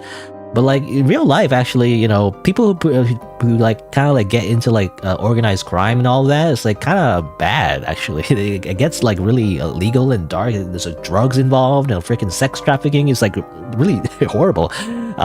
So you know, it's not all as cracked up to be, you know. Anyway. But I guess what happened, by the way, to summarize his story, I guess, you know, again, they were like, for some reason, fighting over like a class president, like us, the protagonist, and him apparently fighting over a class presidency, even though it's just a small thing, but you know, it's just a big deal in anime for some reason. And I guess he's obsessed with being like a leader type, right? Obviously, he's like, he wants to be a leader, he wants to like, you know, be in charge and everything, so that's why he's obsessed with that, I guess. And I think part of the reason, I think, because we were painted as a bit of like a villain as well, actually, especially in the bad ending. I think it's because we used some underhanded tactics to like make him seem bad, I guess is the idea, right? So that's why he got revenge by breaking our knees, you know, but then he gave us some compensation as well to be like, as an apology, but to like, you know, save his like reputation and everything. So, you know, he's not exactly a good guy, I feel like, but you know, I think that's part of the reason. Like, it's revenge. I think his whole thing is revenge, and I think the reason why he dies at the end of his story, you know, is because the way he runs his gangs and everything. Well, you know, you end up in a situation where it's an eye for an eye, right? An eye for an eye makes the world go blind, because if he is part of a gang, and everything, there's gonna be like turf wars, you know, and that gang fights the other gang, and it's like, you know, he's like, especially in the world of organized crime and everything, I feel like, you know, it's very idealistic to assume that you just be left alone when you have like a bunch of guys with you. What if like actual adults come by and you piss them off and they actually just freaking make you sleep with the fishes, you know, that kind of thing. Anyway. Hello Zurkan. Like Bancho? Oh yeah, like Bancho, I guess so. That's what it's called? Bancho? It's like a game, actually. I think only one game was one game was only translated, but there was like a whole like game series actually for the PSP that's kind of like that. Bancho. Japanese juvenile delinquents. Sukuban is the equivalent for girls, I guess. That became less common though. Like a Bancho PSP game. Kenka, yeah, Kenka Bancho. I actually played this. Actually, before I even streamed, actually, I played this off stream a long time ago. But it's kind of like this, the whole like Bancho like culture and everything. Again, very very romanticized and idealistic. I feel like, but you know, it's kind of like Yakuza, like the Yakuza games, except like it's like Bancho. It's like a teenager instead. Kind of like it's like the equivalent of like Bully, you know, Bully the game versus Grand Theft Auto, you know, essentially. It's like Japanese instead. Actually kind of fun. Though kind of limited though. I'm just thinking back to like the combat system. It's like very like simple, but it's pretty fun. Too bad the rest of the games were never translated. Because I think only one of the games were translated and the rest weren't. So you can't really play the rest of the games. Unless, I don't know, it might be there. I don't know if anyone decided to do like a fan translation, but I've never seen it, so. Anyway. Bit of a tangent. Let's see. It's even a 3DS, really? I didn't see the 3DS version. Alright.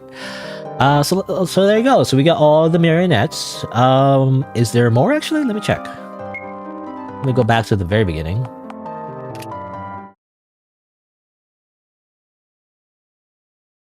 We've made a lot of new marionettes yet. Do you fancy them? I shake my head.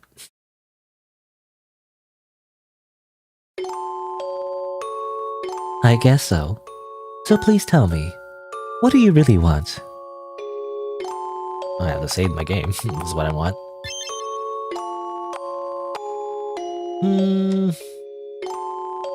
Let's make a new one. You lied when you said we were friends, didn't you?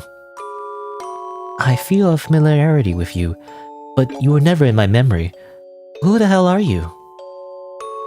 Those classmates you made into marionettes, they're my friends, right? Why on earth that they had to die? I haven't figured it out until now. They're not dead at all. Aren't they still here? All I'm doing is helping you fulfill your heart's desire, and stopping those people from causing you distress. You've always been the one making the decisions. None of those choices were even mine to make. I didn't want to kill them. Is that so? You wanted to kill them, but I couldn't. Or rather, no, I read that wrong. You wanted to kill them, but couldn't. That's why you're using me as a tool, right? Does it feel good to kill someone with a borrowed knife? To satisfy your perverted desires, although having to do it yourself. Since you asked me what I really wanted. I grabbed the scissors on the table and dragged it off the wheelchair with ease. She didn't resist. Her eyes were like pools of stagnant water. She just stared at me calmly.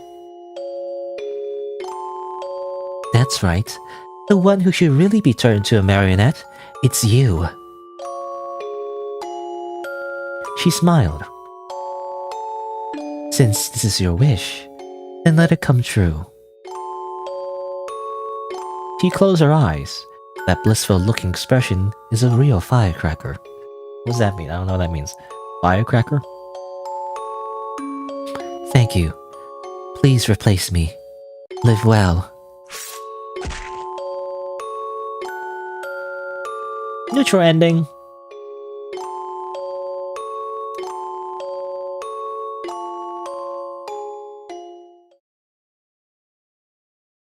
What now? She seemed to imply that we become the new puppeteer, though. Don't make any more of these frivolous attempts, my dear.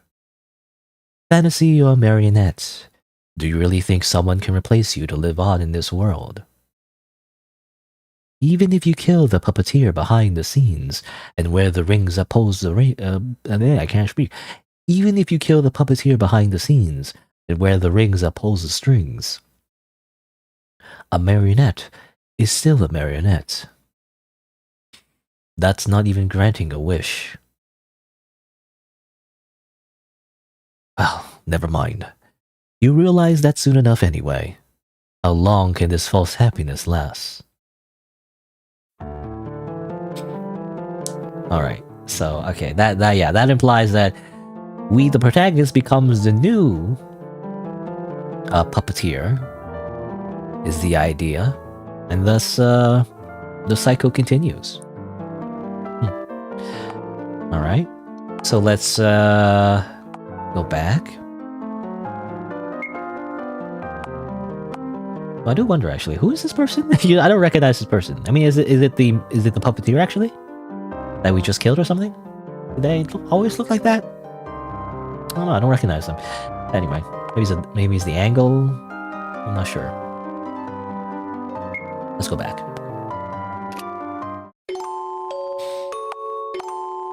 Let's see, so what is our true desire? Well, every time we see that main menu, you know, there did seem to be a broken Marionette, so I think maybe we should just fix the one that we saw initially, right? The one, instead of playing around with all of these other Marionettes, how about we fix the main one that we saw in the beginning? Do you still want to fix this Marionette? Even if no matter how much it's fixed, it won't go back to the way it was in the beginning. I nod. Hi. Well, it's not enough to just take from these marionettes, is it? It's your marionette after all. She held out her hand to me and my legs went uncontrollably towards her, placing my hand on hers. I'll grant all your wishes. She took off my ring.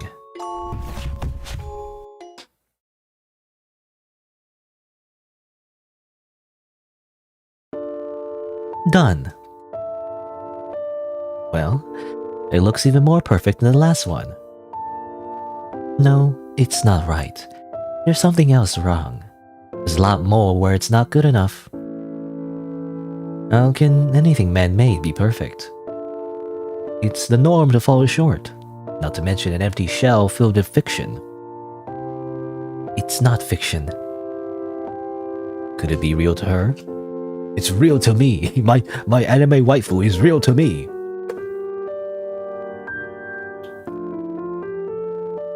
Won't you let her wake up yet? Just put a ring on her finger and you'll see your favorite best friend again. Something's wrong. Billy, hold on.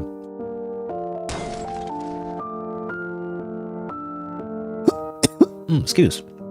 I didn't mean to do that. The hotkey for for muting my microphone is the same hotkey to fast forward. Hold on, let me just close the game, I guess. Let's restart that. I was trying to, mute my microphone so I can cough. Try again. Hold on, let me do some more coughing off screen.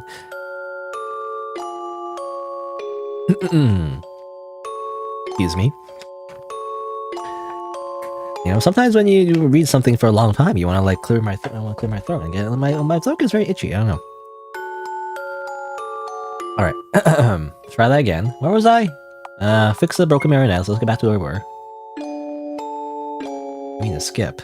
I didn't know alt because I pressed alt. My hotkey is alt plus period. I guess it's a weird hotkey. I'm trying to make sure it doesn't overlap because it's supposed to be a weird hotkey because it doesn't overlap with any kind of other hotkeys that I would, somehow press in any other type of game. So that's why it's a weird hotkey. But somehow alt is fast forward, I guess. I didn't know that.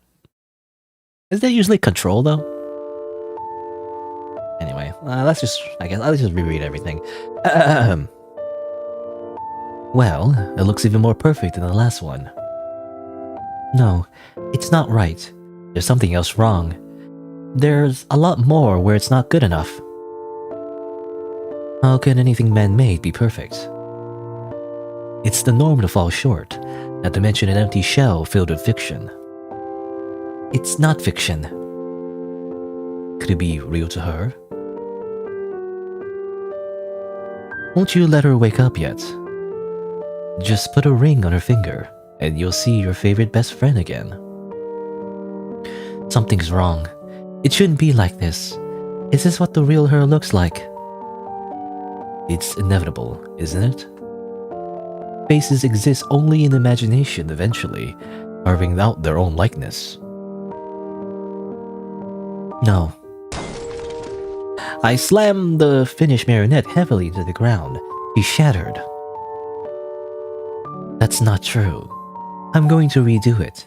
These scraps too, rework them all.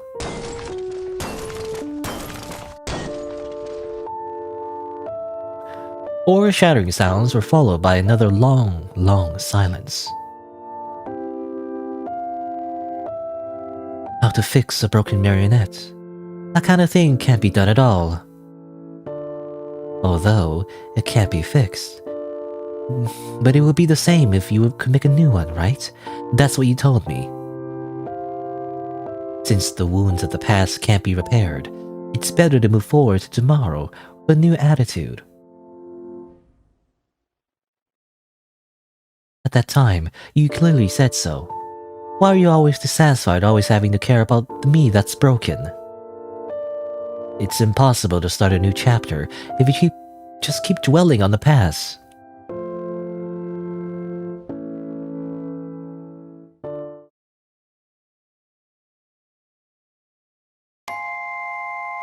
I live in an old marionette workshop with my best friend. Though she can't go out as her legs aren't very good, the two of us never felt lonely. Okay, I'm getting confused with who's who now, but I guess we're playing back as the protagonist, I guess? Because... also, typo, there should be E. Anyway, because an unbelievable cute little black cat and countless beautiful marionettes keep us company. One day, I found a broken marionette in the wardrobe in the corner of the stairs. The look it had was just too sad and lonely, so I took her out of the darkness. You're a puppeteer, right? Can't you fix it? There's always darkness in her eyes. I can't see anything. This level of damage, it's quite troublesome to repair. But it's okay, my friend. Let's make a new marionette.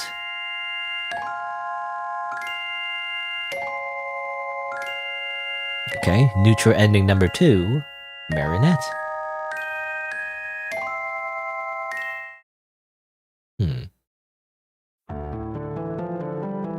So that implies that, yeah. Well, I mean, so it's kind of surreal, obviously. So it's like it's kind of hard to make sense of everything. But you know, and also the translation is a little rough. But what I understand is that the puppeteer obviously is stuck in a cycle where they keep making the same, you know, person over and over again, right? The protagonist, which is supposedly their best friend. But obviously, when they try to make a new one, or when they try to fix the old one, it doesn't really work. So they start over, all over again, essentially, over and over again in the cycle. Is what I assume is what's happening. And really, you know, who's really controlling the protagonist is really just the puppeteer. The puppeteer is controlling everything and just pretending that they're not, you know. But at the end of the day, you know, they still know how everything ends anyway. It doesn't really matter. So that's why they feel a little bit unsatisfied, I guess. I don't know. Like they can't like bring back to life the person that actually matters, which is the original protagonist, which I'm assuming died? I don't know. It was only implied. I don't know what happened to them exactly, or were they even real? I don't know. Also, who's the guy with the freaking, like, you know, uniform, you know, with the cap? He always keeps appearing, but he's just there for some reason. I don't know. Alright, let's see. Is that it, though? Let me see. I mean, it seems like... I'm assuming if we continue, we'll just go back to over here, right? And there's nothing else to do.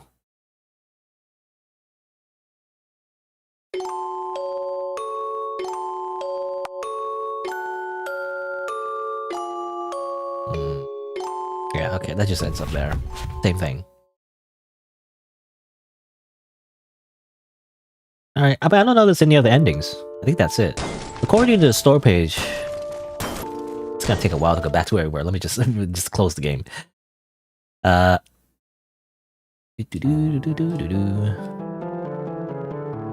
According to the store page, the game page anyway, it says here number endings, 4 bad endings, and 2 normal endings. I guess that's it. There's no other like type of conclusion really. And it just says here, it contains all the basic necessary information, the current version of the story. And basically just, you know, it's just up to your interpretation. So it's meant to be like a little ambiguous. I guess that's it. I don't know. It says it's a demo though. It says like it's a prologue, but it does feel like a full story, really. I mean, there's no like happy ending, I guess, but it doesn't need a happy ending. But it does say its complete version is currently in production, so I'm not sure if this is like done or is it released. I'm not sure. It's confusing. It feels like it's already done. Maybe they didn't update their information and it is already done. I'm not sure. It feels like it's done already. I don't know. Like I feel like there's nothing left of the story. So I'm not sure how to interpret this. This is obviously in Japanese. Or actually, it's in Chinese, actually. Oh, okay. No, it's in Chinese. I thought it was Japanese this whole time. I mean, obviously because of the freaking anime characters and the like typical anime tropes, but... just translate that real quick. See if there's anything. This is a work before the timeline of White Knight Museum. Okay. Interesting. So they do have, like, I do know about their other game, actually. So besides their other game, well... besides, you know, this one, was also, they make a reference to Dreaming and Painting Dreaming. They also have another game, actually, on Steam. I can't find it from here. Where is it? Steam... what is it? It's like Byakuya something? I mean, they mention it. Translation. Where is it? Is it? Oh, it's this one, I think. Yeah, it's this. Even has the same character over there. So they have another game here, actually. Is that? Do they mean that? Because it's hard to tell. Maybe it's translation, but maybe this is a prologue to this. Is what that means. Possibly. I don't know. Anyway, but obviously it's not translated though. It's not in English. I think. I put it in like put back in English. It says English language not supported. So Byakuya Museum, what like I guess White Museum. Does not have an English version. You know.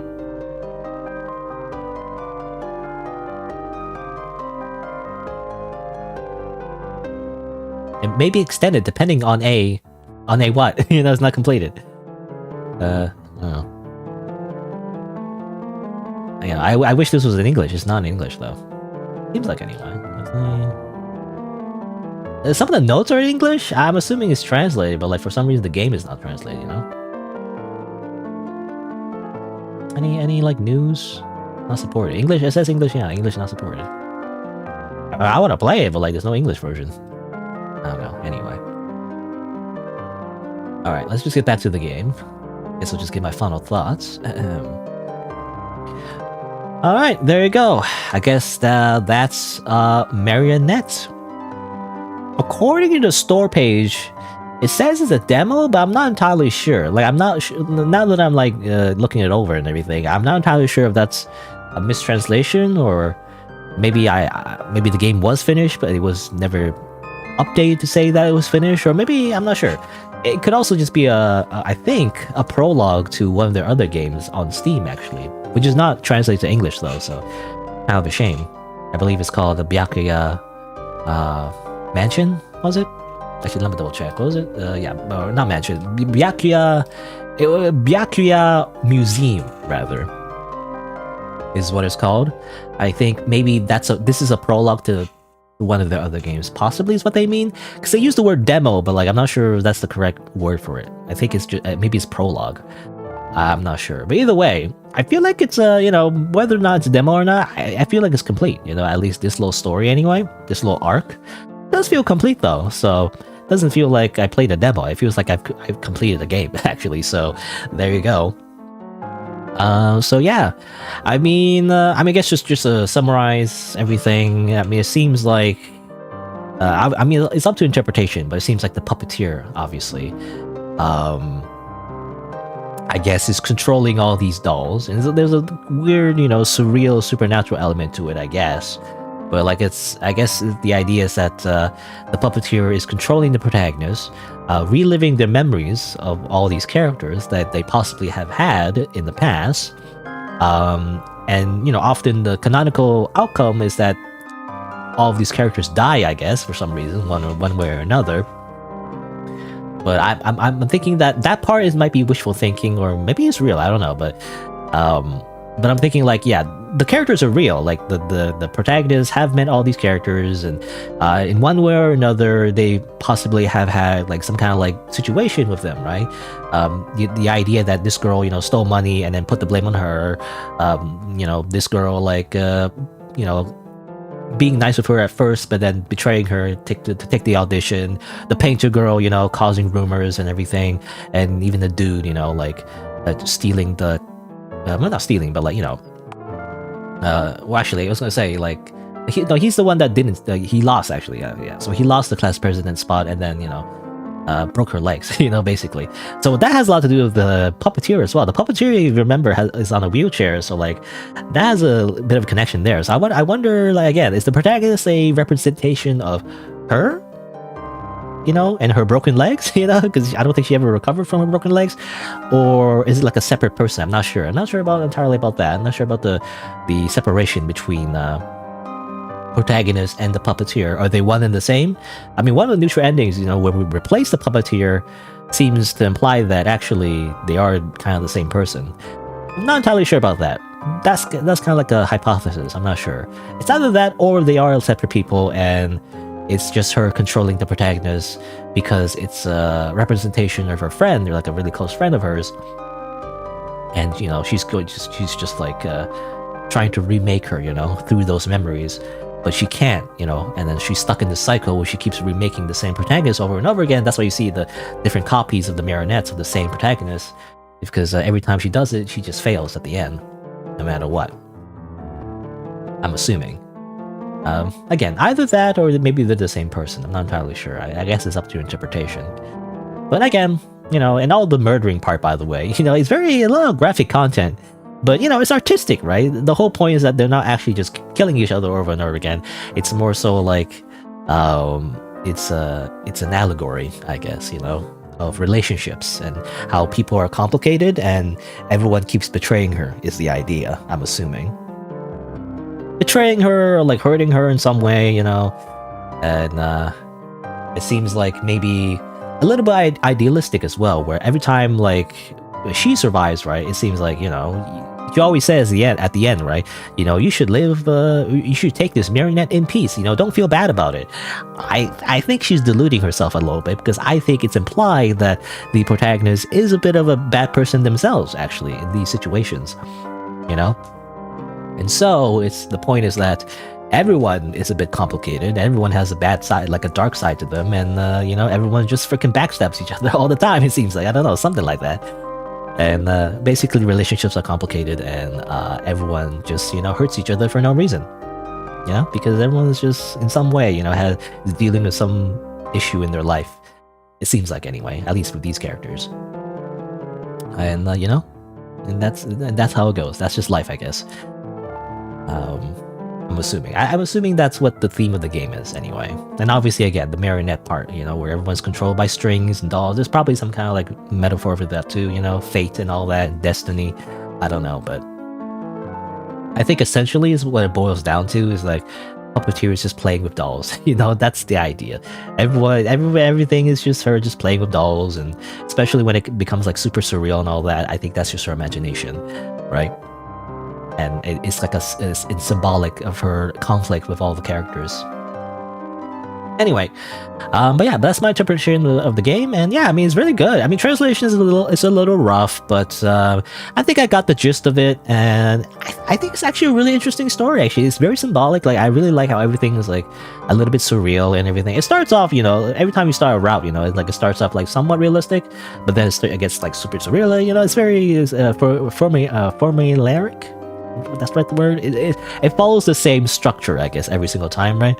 But I like that, though. I like how we explore each character like that, and I mean, technically, you don't have to go in the same order I did. You can go in different orders, but it's just interesting. It's very reminiscent of Sharon games, to be honest, a little bit as well. Especially all the girls that go a little crazy and everything. I like that part, and of course, the art is really good too.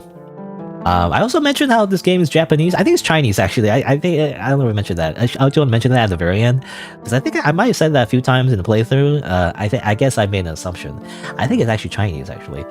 I totally forgot, or totally was mistaken actually. So it's actually Chinese, not Japanese. I don't know. I just assumed because everyone's wearing a freaking Japanese sailor uniform. You know, it's like Japanese sailor uniform is not a thing in outside Japan, is it? I don't know. It's a very like Japanese thing actually. It's to have anime girls wear freaking sailor uniforms. So like I don't know. I just assumed it was Japanese. But anyway, but yeah, I mean, anything else I want to say? I mean, again, art is good. It had some like funny little stock sound effects, because it made an RPG Maker, but it's not that bad. I think the music is fine as well. Don't know if it's I'm assuming it's like royalty free or whatever, but like I guess it's fine. But yeah, I mean definitely the biggest thing is definitely the art and the general, like, even though again the translation was a little bit rough, I did like this general story. The way it was told and everything was like really interesting. I don't know. I mean, I guess the only criticism I have is definitely I wish the translation was a little bit better. Someone to just like proofread it would be nice. Someone who actually is fluent in English. But I guess you get what you can get, right? And overall, it was a pretty good experience. Again, I feel like when I look at the store page, it says it's a demo, but like, I guess I don't think it isn't. I think it's more like a kind of like a side game, or like its own like self-contained game. It's supposed to be like a prologue to their bigger game, which is on Steam, which unfortunately again isn't translated. So that's a shame. But by itself, it's actually pretty interesting. I don't know. I like it. I don't know. It's really good. Anyway, what else can I say? I guess that's it. So I'll just do my little outro. So that was it for Marionette. As a little reminder to anyone who may be watching the VOD or the video eventually, if you didn't know, excuse me. If you didn't know, I actually stream these games live. So be sure to subscribe to my YouTube channel and change the notification bell from personalized to all to get notified when I go live. You can also follow my Twitch and Twitter as well. Thanks for watching, and I guess I'll see you in the next video. I think I messed that last part up. My throat is like, I need some water. Let's try that again, just for the video, in case I edit that part. I feel like my throat got cut off of that last part. So I'll say the last part again. Thanks for watching, and I guess I'll see you in the next video. Alright. Gonna do some editing magic, assuming in like several months, by the way, once I edit this footage. I mean, I've been working on it. I mean, the latest thing I've been working on. Again, I'm trying to pick the ones that are most interesting playthroughs to edit, because at this point, I'm spending way too much time editing everything, especially Baldur's Gate. Like, I kind of like switch between Baldur's Gate 3 and like some other game that I played in the past. Right now, I finished editing Kinoko Nun, actually, the little mushroom game. Where you walk around, there's a mushroom grows on your head, and if the mushroom grows too much, spoilers, you fucking die. It was a very interesting game actually. So, and kind of very underrated. I don't see much discussion about it. So I focus mostly on editing that footage, and that'll be that'll be uploaded tomorrow, basically. Anyway, all right. So Marionette, that was very good. I was thinking of playing their other game, maybe next time. Well, actually, maybe I'll put it on the wheel. You know what? I think I'll put it on the wheel. Maybe. You can't play it. You can't download it though. You have to like.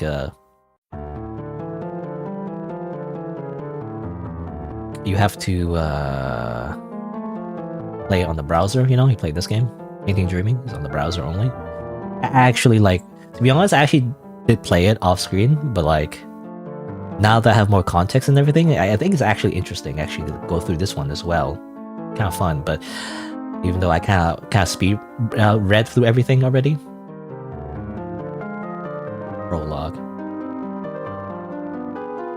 Let me like, okay, let me. I must have misread it because this is a demo. It says demo, like it's so weird. It says demo here for some reason. But like, it's not actually a demo. It feels like it's just a full game. Let me just translate properly. I thought it was Japanese. Those the tech language, Chinese. As the prologue, the demo collection process is about 30 minutes. I don't know. I keep saying it's a demo, but it doesn't feel like it's a demo. It feels like a full game, so I don't know. Again, it could be like a thing. I've noticed that as well. Like on Itch.io, sometimes there's a page that says it's a demo, but actually the game was already released. It says like, for example, like a demo for like a year ago, but then the developer completes the game, but they don't update the store page to say it's not a demo anymore. It's just the full game. They just didn't do that. They just didn't do that. I don't know. Anyway, let me put you know what? I'm gonna put it on the wheel. Painting, because I want to figure out what I'm gonna play next. Because I'm gonna continue streaming. There's you know, I want to do something else. Painting, dreaming. I don't know how long it is, to be honest, though. I don't remember. Pretty short, but I'll just add it to the wheel. There you go. And I guess I'll play a different game. According to the magic wheel, we will spin the wheel and figure out what else to play next. And if I play the developer's other game as well, I guess we'll do that. But, you know, I guess we'll see. And I took off the options for these ones, right? I already played that, I already played Marionette just now. So, hello, Rosita, by the way. But right, okay. I also need to take a break, but before I do that, let's spin the wheel first to figure out what I want to play next. Spin the wheel! Whoa! Should I flick full screen or something? I don't know. Oh, I messed it up. I mean to do that. I thought it would like give me the result, even though I full screen. Okay, try that again. Spin the wheel a second time. Whee! Oh, I guess we'll play that one. Rack and Run. It's a very short one though, so probably just play another game right after. You know, according to my estimates, it seems to be like super short, like 10 minutes. It's more like a technical demo. But you know what? I'll give it a shot. Let's see. So what is it? So Rack and Run. I can run the game. Oh, there's an error with my request? Huh? Eh? Itch.io's down or something? Is Itch.io down or something? It's very, very inconvenient timing for Itch.io to be down. But let me just close this real quick. Is there... Do I have it actually? I have the actual game. I can just play the game. Rack and Run. RPG Maker game, apparently. Let me do a little window capture. So that run. Let me reset the thing. Reset. Very like awkward resolution. 16:9, guys. Developers, 16:9. Not these weird resolutions, you know. You gotta do it 16:9. Aspect ratio. How do I stretch the screen? If I stretch it, it looks weird. I don't do that. Yeah. I don't want to stretch the screen. Hold on, I gotta reset it again. Reset transformation. That. You can see black bars at the bottom and the top, but whatever. Right. No music though. Silence. Silence, just silence the whole time. I guess I'll go into the rainwave.cc to play some music that hopefully won't get me copyright claim. I mean, there's no room, and I'll be right back after a few minutes. Then I'll play Rack and Run and see what this game is about. Sounds interesting. Somehow, like, again, like it's made an RPG Maker, but it's also a side scroller. I don't know. I guess we'll see. The art looks good. And yeah, BRB.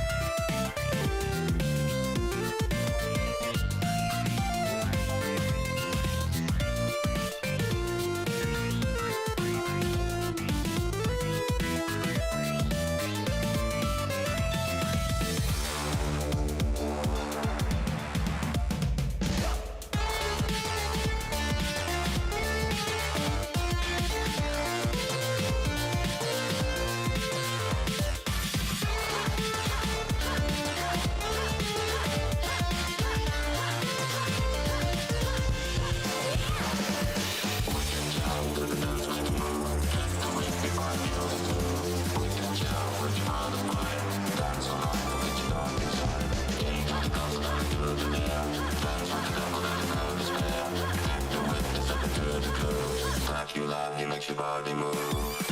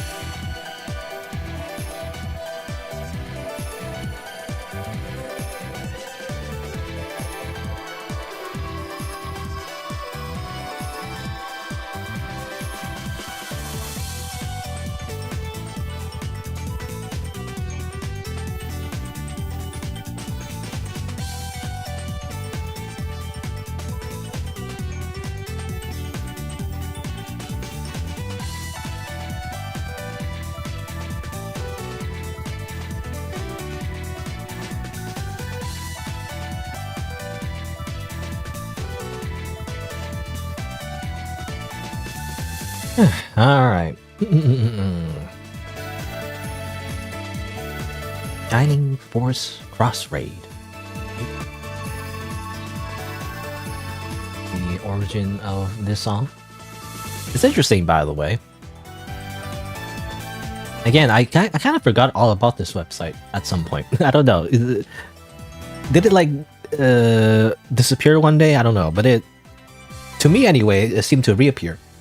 But it could just be like me just forgetting about it. But It's actually a pretty good website, you know, for just listening to random video game music. You can even vote if you wanted to. You could vote, well, which song do you want to hear?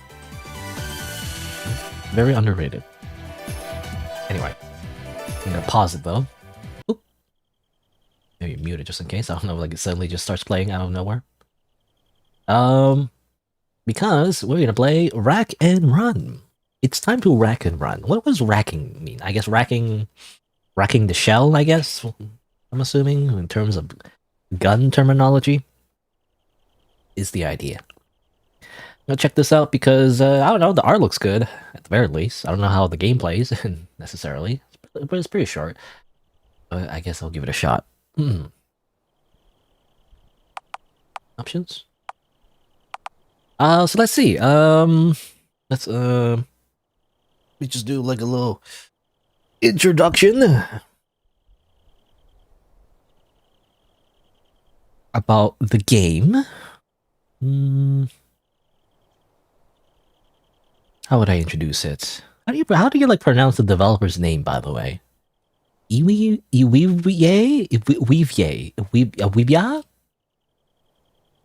How do you pronounce this? How do you pronounce this name? Iwivye? They have a TikTok, by the way. I don't use TikTok. I'm going to Google Translate, even though I'm not translating anything. I'm just seeing how to pronounce it. LWLVYEI. That's not how you say that. LWLV. That what? Maybe. Well, I was gonna open their Twitter, but like, I don't know. Whenever I open Twitter, suddenly there's just porn everywhere. So I'm just making sure. Just checking. Sometimes they have alternate name on Twitter. No, it doesn't explain how to pronounce their name. I don't know how to say the developer's name. It's very important. Oh well. Anyway, I'll just say Elwivier. Elwivier.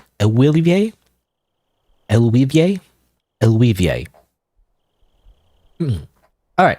So okay, let's see. How do I pronounce this? How do I introduce? Let's see. Hello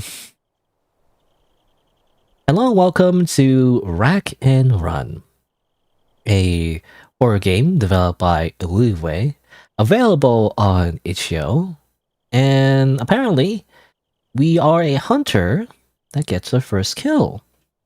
But then we get more than we chew for, or bargain for. I don't know. I mixed up the idiom, you know, like you what's the idiom again? Like something about like getting too much food on your plate, you know, biting or chewing more than, or I don't know.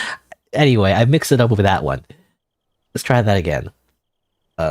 Take two. I always take like multiple takes because I'm weird like that. Hello, welcome to Rack and Run, a horror game developed by Weaveway, available on itch.io. And apparently, we are a hunter that got its first kill, but we get more than we bargained for. What's gonna happen? I guess we'll see. A little bit of a content warning though. As I said before, this game is tagged as horror, so there may be some disturbing elements. Viewer discretion is advised. Let's begin.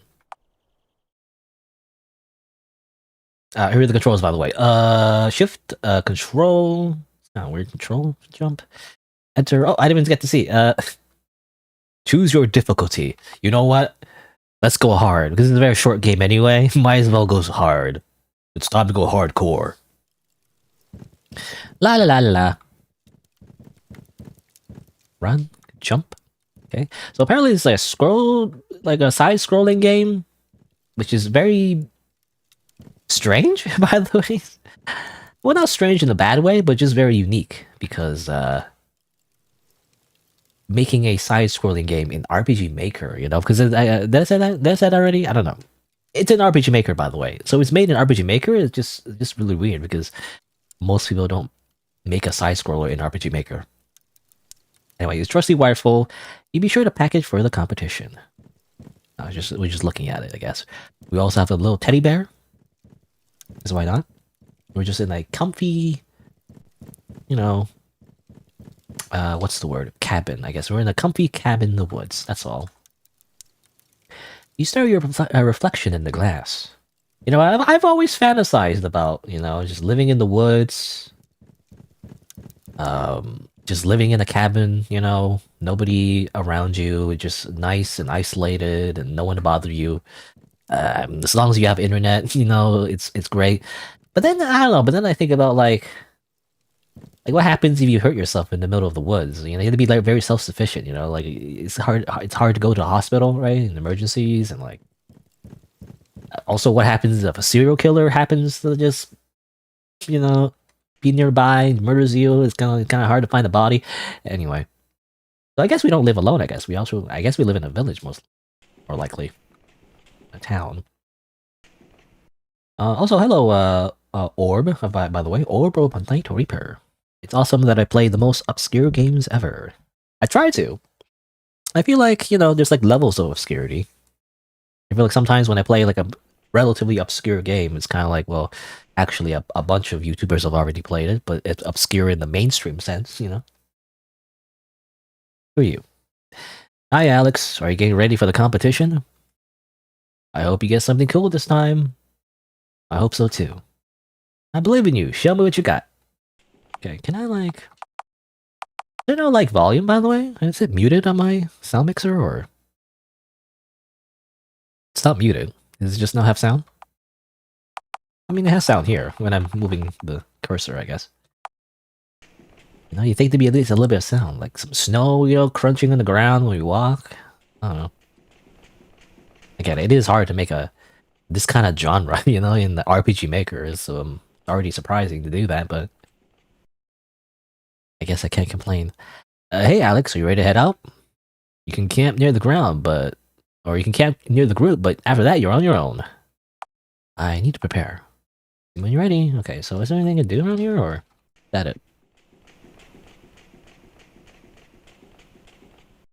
Art looks great, by the way. You know, just judging from only the screenshots, you know, the art looks great.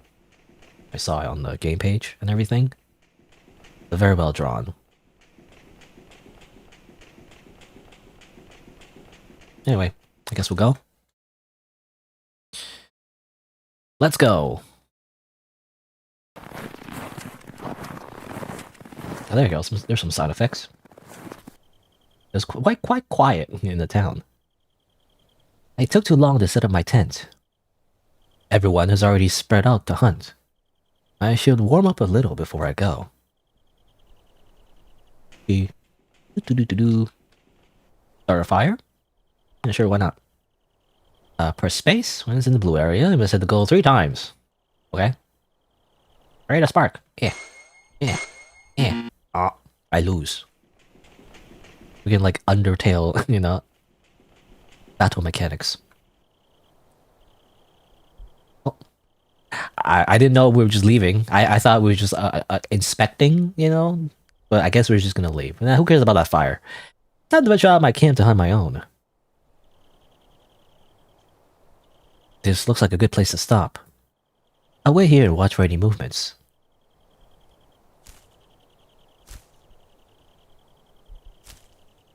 A moose appeared.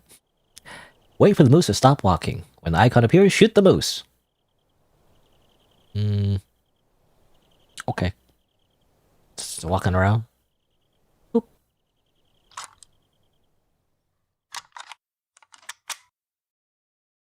And shoot. Or do I press the space button? That's what. Try again. You know, the boost is just gonna stand there until we do this correctly, I guess.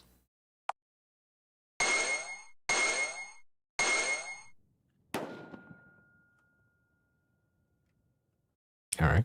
Do we shoot it at the heart? I think usually when you're hunting, you shoot the heart. Not that I would know. I've never been hunting, really. But I'm assuming that's what you're supposed to do. Bullseye. I think the moose is over here. Oh, the bullet went right through his head.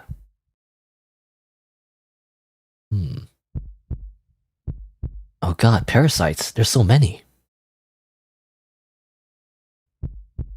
What's happening? It's getting up? Nope, out of here. Reminder, press control to jump, hold shift to run. Hey, what's up? What if I just say hi? Hi, what's up? Game over. You just die. You just fall on your butt, and then you have a big boo-boo on your butt. That's all, I guess. Try again. Whoop. Whoop. Let's go. It's a me, Mario. Like, jumping is a strategy, by the way. You know, running is like slower than just simply hopping the whole time, I feel like. Thus we breathe. Are we not supposed to breathe though? Are we supposed to hold our breath? I feel like. What if I fail? Okay, well, I guess we get a little CG, but like, that's it. It's just game over. Try again.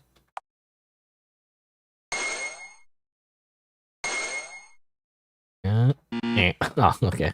Actually, kind of hard. I mean, I chose hard, so. Okay, this is gonna take a while. What, really? Okay, now it's good. Now it's a blur. Now I can't concentrate now. Oh my god. Try again. Why did I choose hard? Hard is not even. I thought it would be more interesting minigames, to be honest, but it's just this. It's just this one minigame forever.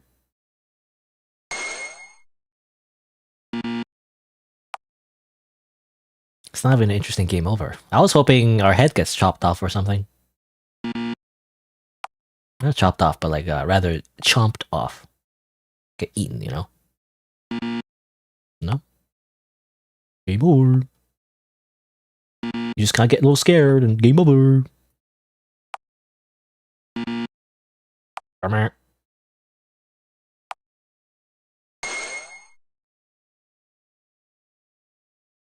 How do you do this? I don't know what's the best strategy. I'm just like looking at the blue and like, damn it.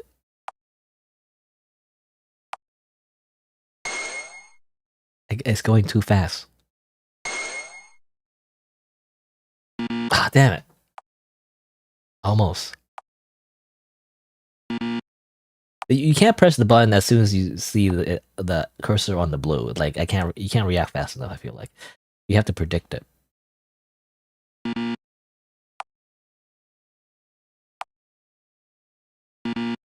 Seriously.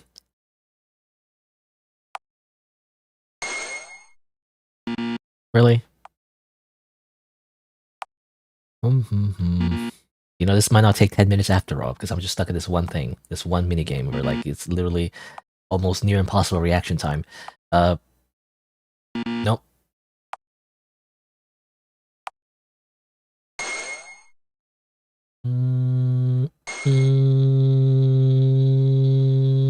Damn it.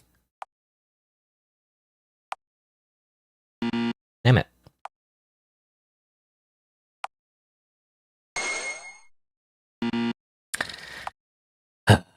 You know, I didn't know hunting would be this hard. You just gotta put the line in the box, I guess. That's what hunting is. Close. A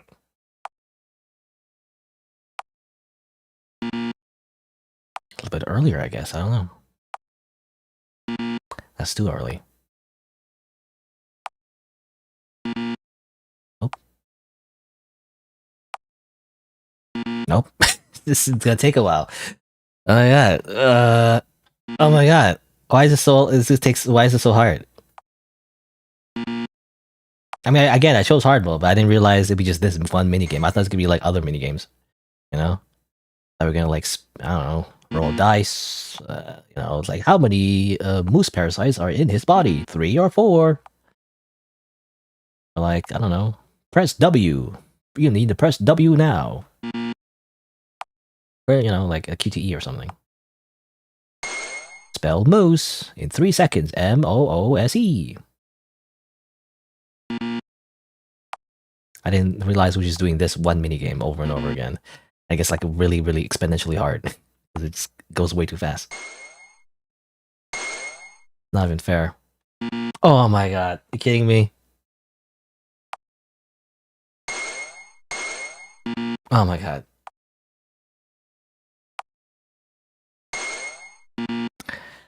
You just gotta feel it, you know. You gotta be like, you gotta hit it earlier. In your head, you gotta like press it.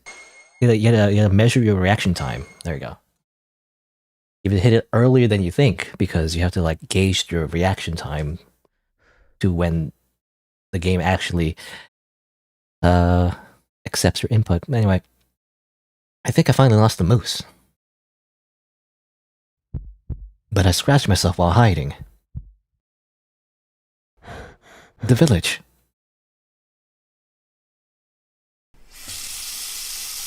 And then we go home. And then that's it, I guess. What is this? Oh no, it's parasites. Oops.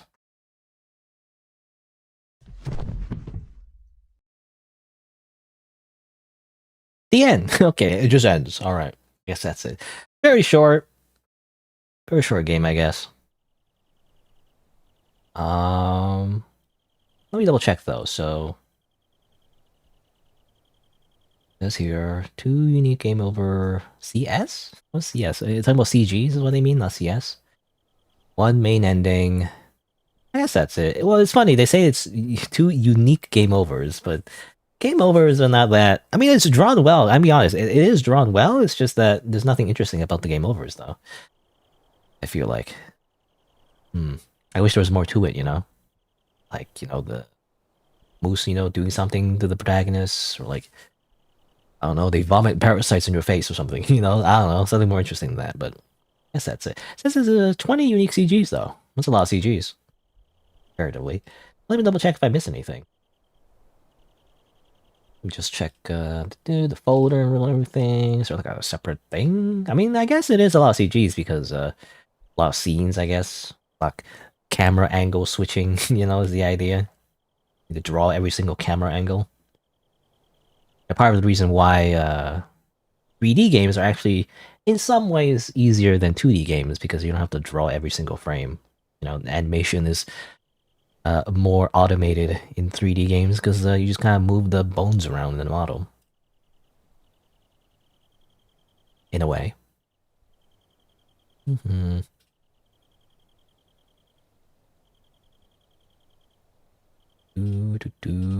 By the way, you can just open the folder and it just has everything. I guess that's it. Yeah, I'm just looking at the images in the folder, and it's like that's pretty much it. Okay, just very short. Just a very short game. There you go. That's it for Rack and Run.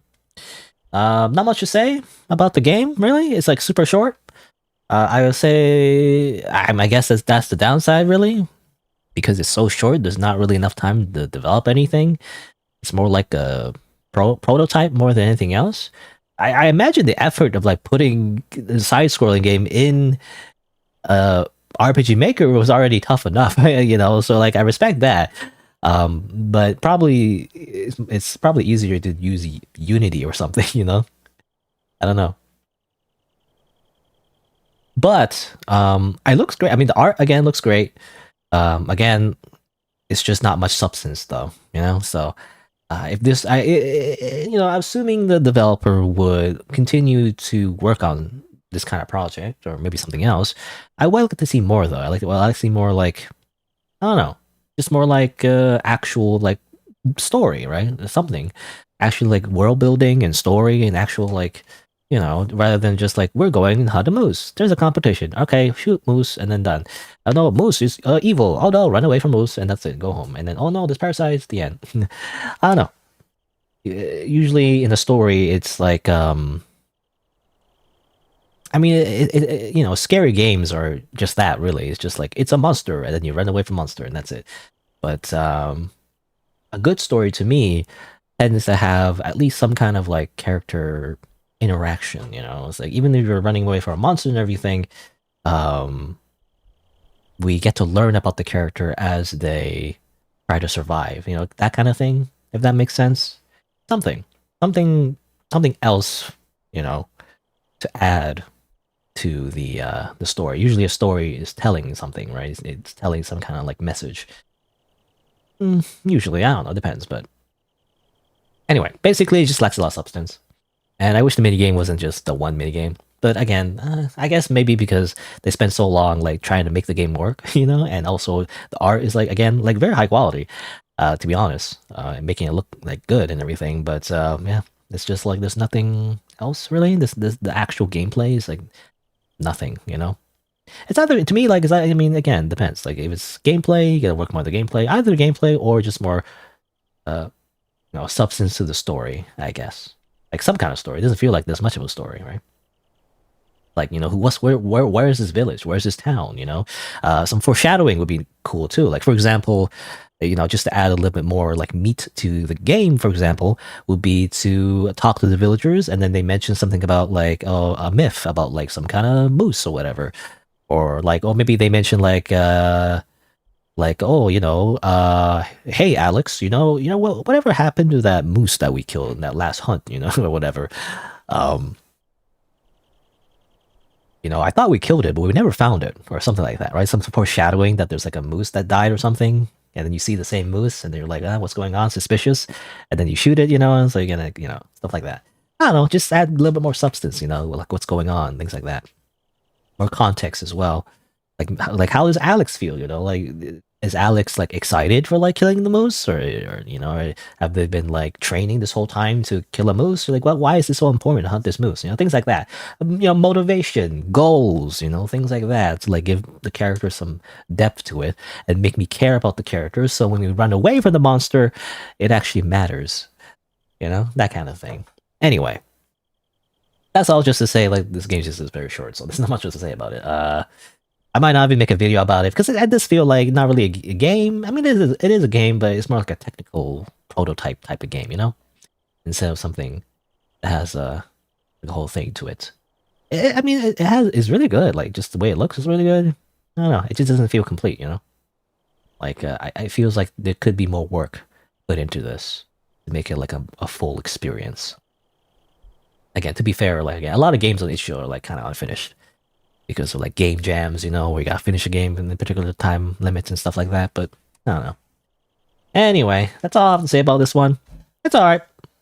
I definitely want to see more. It's just it just feels incomplete. So I think I'll just leave it as that. I don't think I'll do an outro because again, it's I probably won't turn this into a video.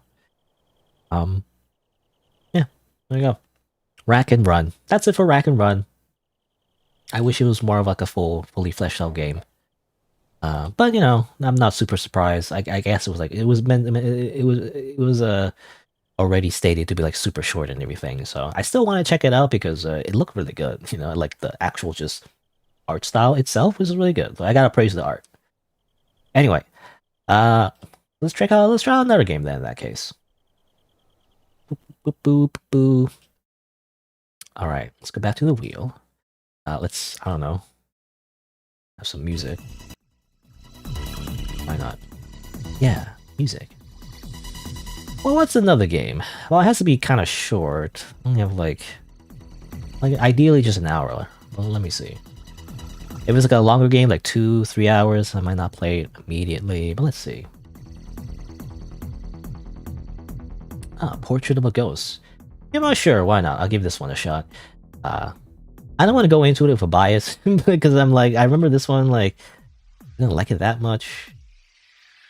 Or not that I didn't like it, rather the way it looks, you know, it reminds me of games that are a little bit too wordy, I guess. You know, the type of visual novels that I always like, I don't know what to say complain about, but like, you know, I don't prefer. How's that? Is there music actually? This one? Where the hell goes?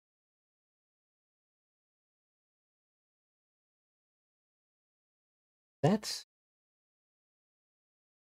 yeah, where's it? Transform, recess, Control R. Control R is like the hotkey. I should remember that. That's no music? Come on. Alright. Well, I'll just continue playing the radio thing. Rainwave.cc. Alright. A portrait.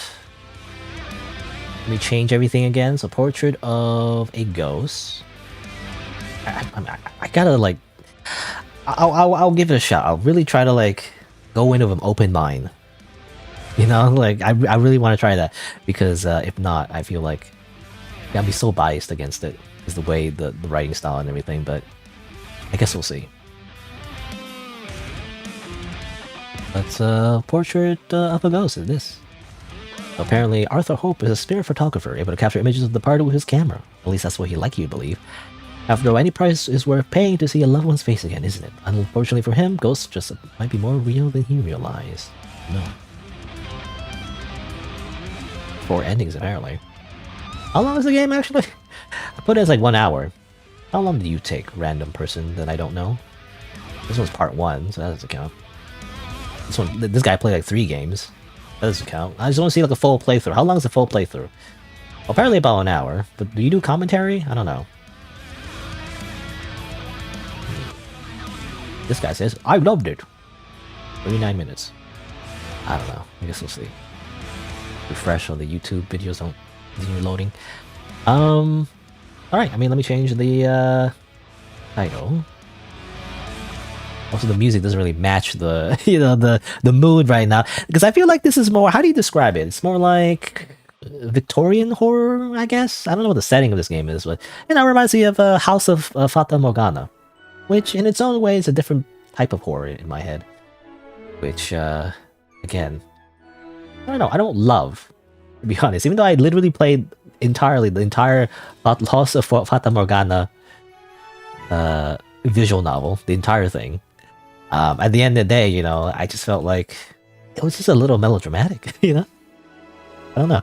Or like, I don't know, it depends. Like, melodramatic means different things to different people. But to me, melodramatic means like Shakespeare, right? Shakespearean. It's like, oh, woe is me, to be or not to be.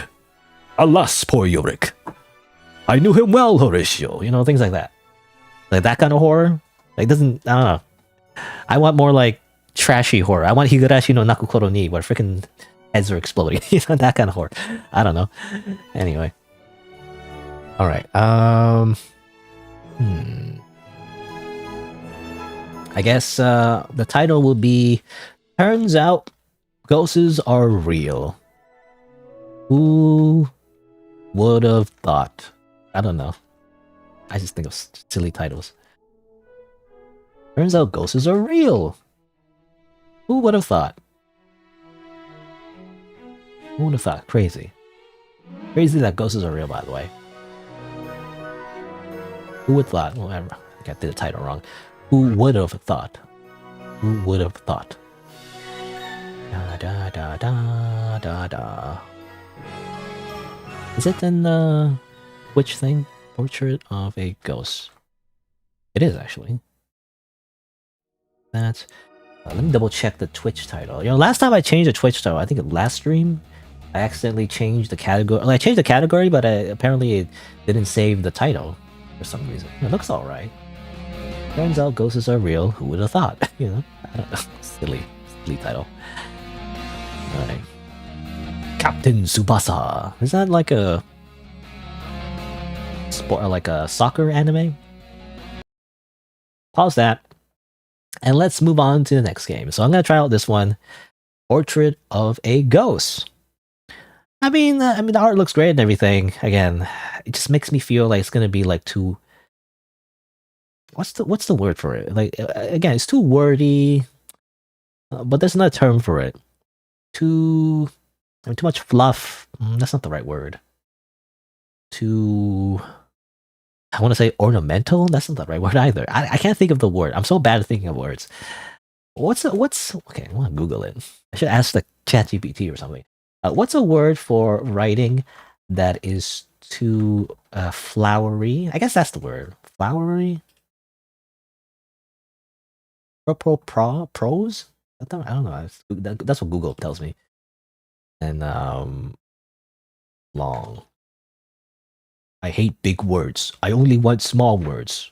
Small, easy words. That's what Google says, by the way. Purple prose. Whatever that means. I guess, I mean, the word is flowery writing. I think that's the word. is when the writing is too flowery. I don't want flowers. I'm allergic to flowery writing. I want straight to the point with a lot of subtext, but like conversational writing, usually. Or like I feel is like, like like a movie, basically. Like movie writing. Or like I said before, like if it's like what was that? I always forget the word for it. Is it manuscript? Is that right word? Manuscript? That just means like any kind of script really, but I think I always forget what the word for it is. What's the rough draft for like a movie script? Basically, is it called a manuscript? I think that's the wrong word I always think of. Word for rough draft of movie dialogue script. Screenwriting, right? Or what's the word for that? Screenplay? Is that the right word? Screenplay. Right, screenplay. That's the word, by the way. Screenplay. A written work that serves as a blueprint for a film, television show, or video game. That's what I want, especially the video game part. When you write your like story like a video game. Because that's what I'm used to, because I'm very uncultured. I only watch anime and I play video games. So you have to dumb it down for people who only play video games. And, I always hear that actually. Not always. I keep saying always. It's a hyperbole, but I sometimes hear people compare video games to like, movies and shows and like books and whatnot. And usually, I hear this from Northern Line, like a content creator that I really respect and everything. But basically, he often jokes that like, movies and TV shows are just way better written than video games. Video games are for stupid people, basically, essentially what he's saying. But I disagree. I think video games are written in such a way they're just more engaging than movies. I don't know. In movies and in television shows, it's just too passive. Like in a video game, at least the ones I play anyway, are the ones that feel more relevant to me. It depends on the game, obviously. It's like saying, it's not all movies or all video games are the same, but I don't know. When you write it for a video game, it's a very specific way to write it. It involves a lot of like, I don't know. It's like for example, like less descriptive, is the idea. Like instead of like a book where you like, you describe the color of the character's eyes, his blue eyes shine the sun. Like you don't say that in a video game. You don't need to write that down in a video game. It's already apparent by looking at the character. So that kind of thing, less descriptive, more to the point, more emphasis on dialogue, that kind of thing. Anyway, very off track, going on a big tangent. That's just to say that, a lot of visual novels that are still good to a lot of other people, more than me, like way more people like that kind of writing where like it's actually more like a book and more descriptive and more flowery and that kind of stuff. So really, I'm just the minority. But anyway, that's all just to say that I should really just turn off that bias for just a little bit and just give this one a shot, because even though I feel like that's the way it's probably going to be written, I should really, I don't know, I'm so stubborn. I don't know why I'm so like, I want to play this game, but at the same time I don't for some reason. I'm very tsundere for this game. Let's just give it a shot. All right. Just some water though. It's a ramble for too long. Like a crazy person. All right. So let's do a little intro. Let's see. So, guess I'll go like developer's name, indices. All right. Okay. Hello, welcome to Portrait of a Ghost, a visual novel developed by Indices, available on HBO, and apparently we are a spirit photographer who catches ghosts in photos, maybe? I guess we'll see. A little bit of a content warning though, this game is tagged as horror, so there may be some disturbing elements.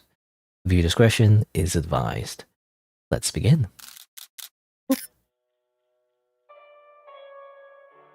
Part 1. How to profit off of grief. Isn't that just capitalism? Isn't that just... That's just the summary of capitalism. Anyway, Right this way, madam. Please, make yourself comfortable. But why don't we have a chat before we begin? Tell me more about your dear husband. There, yes. Bless his poor soul. Okay, I don't know who's talking, I assume the protagonist. In a modest sitting room with curtains open to the afternoon sun, the widow perched like a shadow in the arms of a plush velvet seat. With her veil pulled back from her head, delicate fingers clutching the handkerchief she brought repeatedly to her large, sorrowful eyes, she made the perfect image. Picture perfect of the poor grieving soul that the gentleman sitting before her so often received. A poet might have described her glistening eyes as deep pools of wretched misery, or oceans that had no end. Well, guess what? The writer, in a very meta way, has already done that. Are they calling themselves a poet? Anyway, but Arthur Hope was not a poet. His only observation about the woman's face was his hope that she wouldn't burst into tears during the sitting. I guess it's like an old style. Is this like a, yeah, I'm not sure when this takes place in terms of the setting. Is it, I guess it has to be like an old style type camera where you gotta like sit still for a long time? I don't know. These days, you just snap on your phone, you just press the photo button, and then boop, and that's it, you get a photo. Anyway.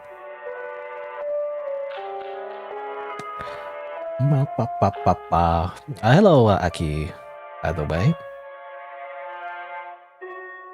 I'm one day before you, really? Oh, it's Sunday. Don't you know the world revolves around me, and therefore it is Sunday, and not actually... No, anyway. Arthur made his living off of grief, of course. But dealing with the grieving was a rather tiresome facet of his profession. As the widow went on about her poor deceased lover, his gentle and charitable nature and so on, he carefully prodded her now and again about the man's general features, forming an image in his head of how best to shape his next creation. Okay, is this Arthur? Arthur! I have a plan, Arthur! One more heist! No, A young man with a lion's mane of bright hair, average height, deep-set eyes.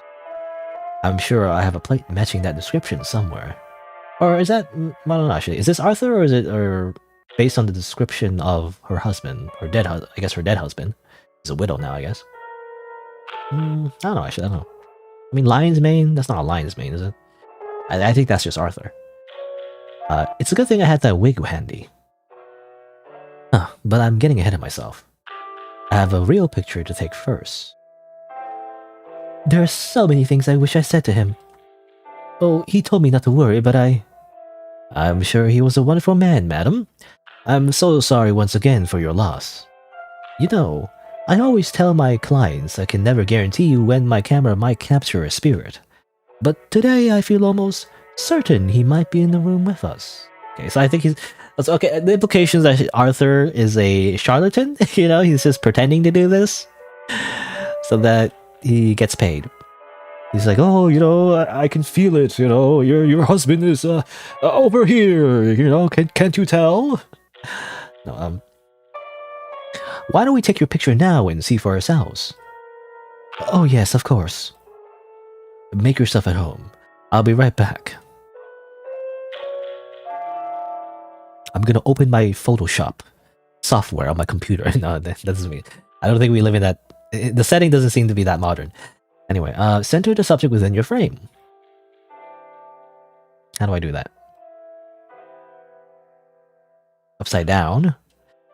Which makes sense, I think, because I think that's how old-style cameras work, I believe, right? It's like a pinhole thing. I forget what you call it, but like light enters through a tiny hole, and actually the image is reflected upside down, and actually you have to reverse it up, right side up, in a way. And actually, that's how your eyes work, and which is pretty trippy to think about. I mean, I think you learned this in science class or whatever, but the images that you see through your eyes are actually, they also go through a tiny hole right in your eyes. What do you call it? An iris? I forget what you call it. Pupil? An iris? I think it's iris, right? Anyway, but it goes through the little hole in your eye, and actually the light is actually upside down, so your brain actually flips everything right side up. But everything you see, you know, actually, like technically speaking, is upside down. You know, it's crazy to think about. Anyway, that should leave enough space to add a spirit. Gameplay, I guess. Good. It's like, you know, you move around a little image. Amazing. Riveting gameplay. Wow. I mean, I actually think it's good. I'm not being sarcastic. It actually is a cool idea because it fits the, you know, the story. Anyway. We're ready to begin. Please stay still until I tell you when the exposure is complete. Yes. If you're there, my darling, please show yourself, please. Arthur Hope hadn't always been a charlatan. Once, he had been Artie, a shy and painfully honest boy with angelic blue eyes and a limitless imagination. He spent every chance he could in his uncle's library, losing himself in tales of monsters and terror. They were never so frightening as the real world around him, he could honestly say. Honesty, however, would rarely turn out to help him. Honesty had not stopped his uncle's cane, nor his withering looks. It did not protect him from his schoolmates' vicious pranks, nor impress the teachers. Grey, hollowed men with thinning hair and thick spectacles at the various boarding schools that always inevitably sent him back home. It had always been his fault. One had simply closed due to an unfortunate scarlet fever outbreak. Okay.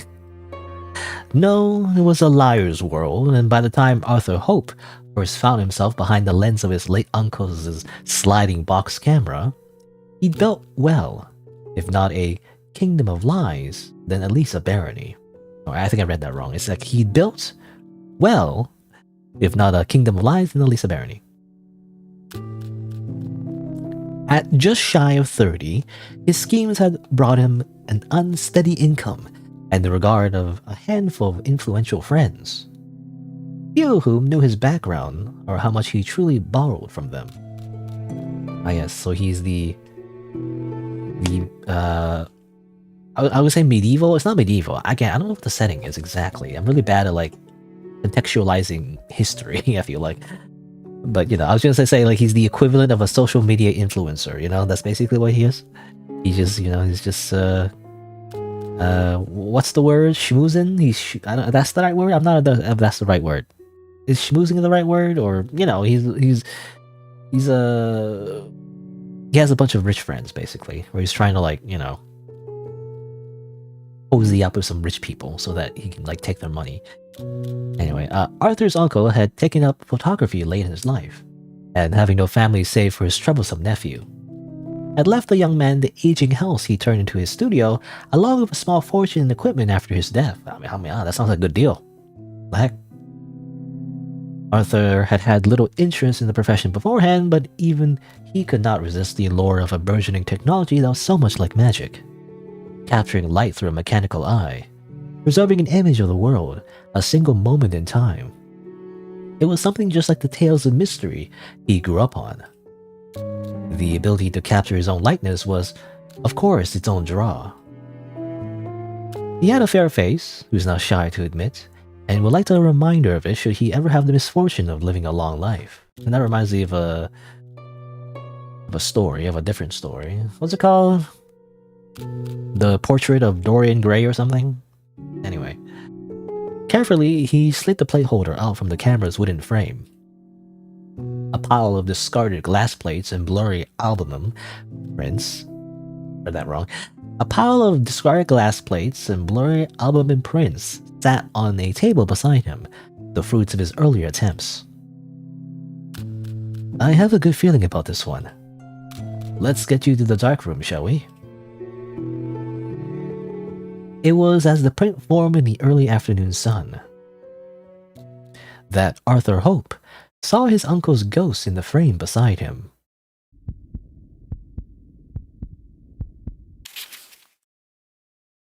Spirit caught on camera? Whoa! Eh? Could it be? Photographer captures ghostly images. Whoa! Crazy! Radical!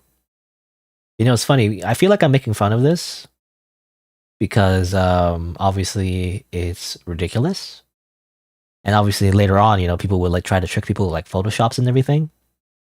But like we're in the era of like AI generated images, actually. So like at some point, something similar like this is gonna happen. Where like the images are gonna be so realistic that we don't know what's real anymore. Right. Spirit photography. The man behind the camera. Are spirits all around us? Ghost photographer Archer H. Hope claims he have the answer. Wow. It was only after a sleepless night of waiting for a spirit to accost him, then furiously rifling through his uncle's equipment, that he realized he made a simple and perfectly ordinary mistake. Photographic plates have to be cleaned very thoroughly to remove any imprint left behind a previous negative. Arthur, an amateur, had not done so. Thus, a trace of one of his uncle's self-portraits remained on the glass plate he'd used for his own. Right. So yeah, it's just a technical error. Calls it. But the fact that the image had lined up so perfectly was nothing short of a miracle. A miracle that sparked the idea for a brand new lucrative story in Arthur's mind. It's him! Oh, my darling, I knew you were with me all this time. Thank you, Mr. Hope, thank you. You look so peaceful. I don't know what to say. Overwhelmed, the widow began to sob. Arthur patted her back gently. I can earn more if I make them come back for a sitting or two before I give them a spirit, but I felt sorry for her this time. Growing soft.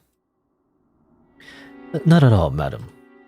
It brings me joy to know you have a guardian spirit watching over you even beyond the grave. I can be at peace now, thanks to you. Please take this. She handed him a stack of crisp banknotes, far more than the agreed-upon sum. I can't possibly, madam. I insist. Not a bad use of time after all. You know, we got a tip, I guess.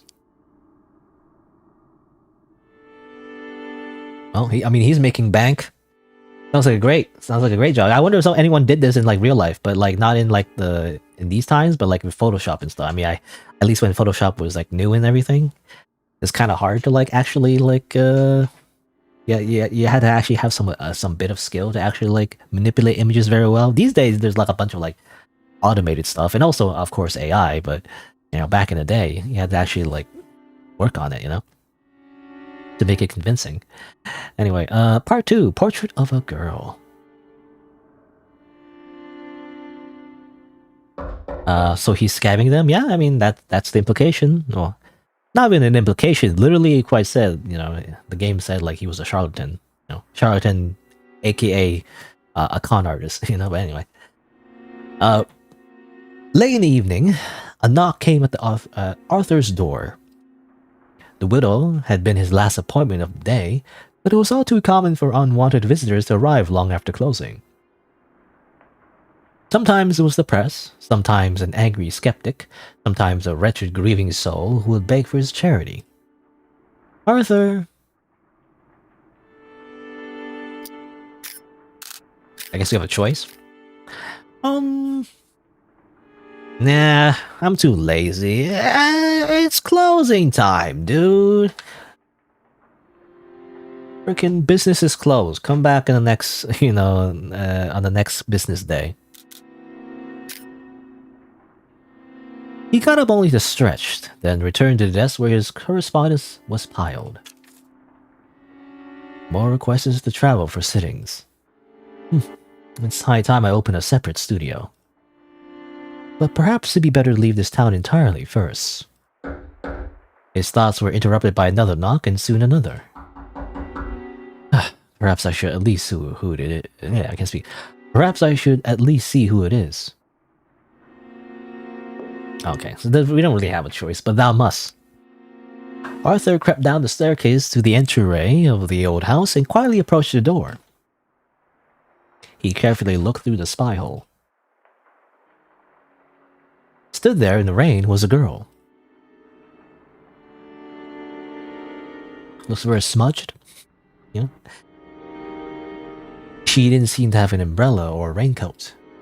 It was a miracle if she wasn't drenched thoroughly. Perhaps she arrived by carriage. But Arthur hadn't heard one approaching, and none were stopped in the street. Okay, now he's just playing around. One more as she rapped on his door. Arthur wondered how long she'd been standing there. He decided to... Nah, that's okay. Go home, lady. Arthur stepped back from the door, but once more the knocking came, growing more desperate. Not home, no one's home. Just yell through the door, no one's home. Perhaps she needs help. I hate to get involved, but it wouldn't do me any good to become known for letting some poor soul catch her death in the rain. With some hesitation, Arthur swung the door open. I'm trying to be an asshole. Why is the game preventing me from being an asshole? Can I help you, miss? In the gloom of the rain, lit with only the light coming from the hall, the young woman was surprisingly lovely. She looked about 20, with a face so fair she could have been a porcelain doll, if not for the deep brown eyes that stared with such vivid intensity from behind her dark lashes. Kind of reminds me of the doll from Bloodborne, a little bit. I guess this is the freaking headdress. What do you call it? Is it a headdress or something? I don't know what you call it. Locks of her chestnut hair spilled from a bonnet trimmed with white ribbons and silk roses. Her gown was made of a rich green satin and fine white lace, and looked expensive, yet at least a decade out of style. The girl clearly came from money, but it seemed that she or her guardians had dated tastes. Are you the photographer? Her voice was soft but did not betray any nervousness. Her brown eyes stared right at him, almost, Arthur felt, straight through him. Well, yes, but my friends call me Arthur. I don't wish to become your friend, sir. But if you're indeed who you say you are, then I require your services. Making demands straight away, eh? Definitely a rich lass, perhaps even highborn. In that case, best to hear her out. What can I do for you, miss? You're the photographer, are you not? I need you to take my picture. I'd be happy to make an appointment with you, miss, but I can't guarantee a spirit will appear. I don't want anyone or anything else in the photograph. I just need my picture. I can't speak. I'm so cold in the rain. I can't speak. I don't want anyone or anything else in the photo. I can't speak. Because I want to say photograph. No, photograph. Look at this photograph. Every time I do, it makes me laugh. No, I don't want anyone or anything else in the photograph. I just need my picture taken. A likely story. She wouldn't be the first to ask for a simple, ordinary sitting while secretly hoping for a ghost to appear. Well, I'm fully booked for quite a while, but I'd be happy to arrange a sitting. You have no one with you now, so why can't you take my picture? Miss, it's late. Lamplight makes for a poor image, and I have to wait until daylight to make the print in any case. Might I also emphasize how inappropriate it is for a young lady to call upon a man uninvited after dark? Please. One picture. It's all I ask. Please, I've been waiting for so long. I should... just go away. It's my nap time. Go away.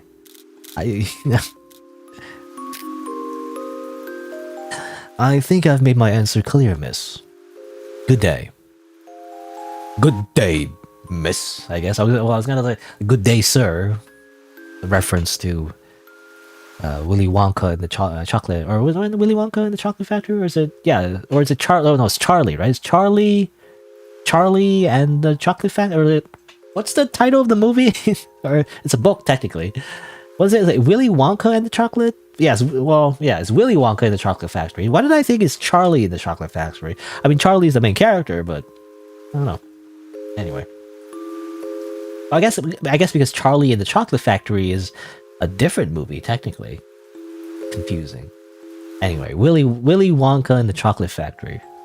You know, when the guy says like, "Good day, sir." Anyway, please. Arthur slammed the door closed. Get wrecked. He waited there for a moment, perhaps out of some small sense of remorse for leaving a desperate girl alone in the rain, but no further knocking came. Perhaps I could have offered her an umbrella, but she didn't ask. And it isn't my concern anyway. Sparing one final glance at the door, he turned his back and retreated up the staircase to his study once more.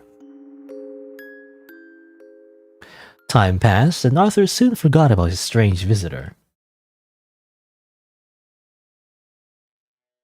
Right this way, Mr. Harper. Can I offer you any tea? None, thank you. Of course. Oh, did you bring a guest with you for the sitting? What? No, I came alone. Then, who was that? Well, never mind. Memento Mori. Remember death? What do you mean by that? What do you mean like he saw another visitor? That's strange. It implies something, I guess, but I don't know what. I guess he saw a ghost, maybe? But like, we didn't really see much more than that? I don't know. Obviously, you know, that's not like a satisfactory ending. I guess we have to like friggin'... I guess we have to play along. Yes! Can't she just go to a professional photographer? Is it too expensive? I mean, well, according to the game, it's implied that she's rich. So money is not a problem. We're like a spirit photographer, I guess. My hypothesis so far, I think the reason why she's so desperate, she said like how she didn't want any ghosts in her photo. So I think what's happening is that every time she does take a photo, there is a ghost, even when she's taking normal photos, you know, with other photographers, I imagine. And that's why she's going to Arthur, because Arthur's known for like taking pictures of ghosts. Maybe he can somehow help her with her problem, you know, because she wants the ghost to go away. I think that's my that's my prediction anyway. Just from like how the characters interacted with each other and the way the story is going, but anyway. Alright, I guess we'll hear her out. Clock's ticking, madam. You gotta pay for this, you know? You understand my hourly rate? Wait. Can I at least ask why you need a photograph so badly? There's somebody I must send my picture to. Somebody who I haven't seen in a very long time, who needs to see how I look like now. How I've changed. Okay. Very strange reason, but sure. There are plenty of other studios that could accommodate you. None of them would open their doors to me. None of them are like you.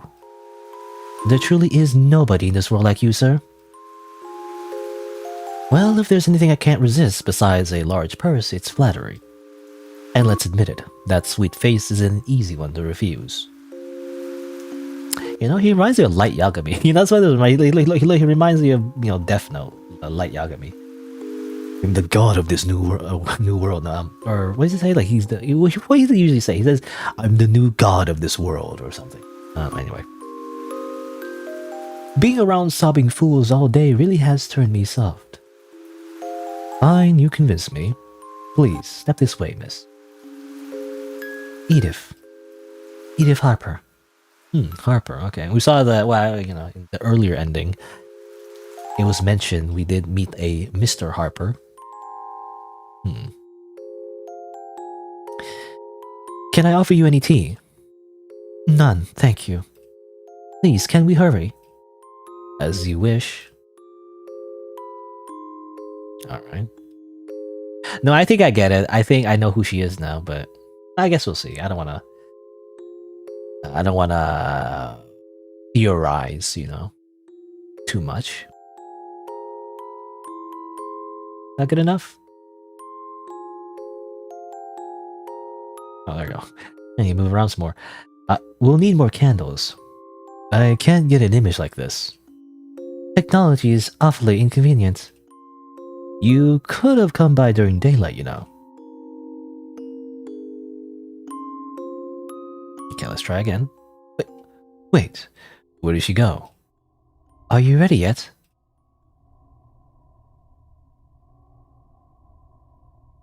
Yes, we can begin now. Even though you despawn and respawn suddenly, did you log out of the game? Did you log out of real life real quick and logged in? No. Anyway, we can begin now. What's come over me? First, I let some arrogant, ill-mannered girl walk over me like a carpet, and now I'm seeing things. 59, 60. Done. You can move now, miss. Is that all? Good. I'll go prepare the plate now. But again, you'll have to come back tomorrow for the print, Miss Harper. I open at... I'll visit you at the same time tomorrow evening. Good night, sir. Bye. Okay, well, I'm gonna save the game.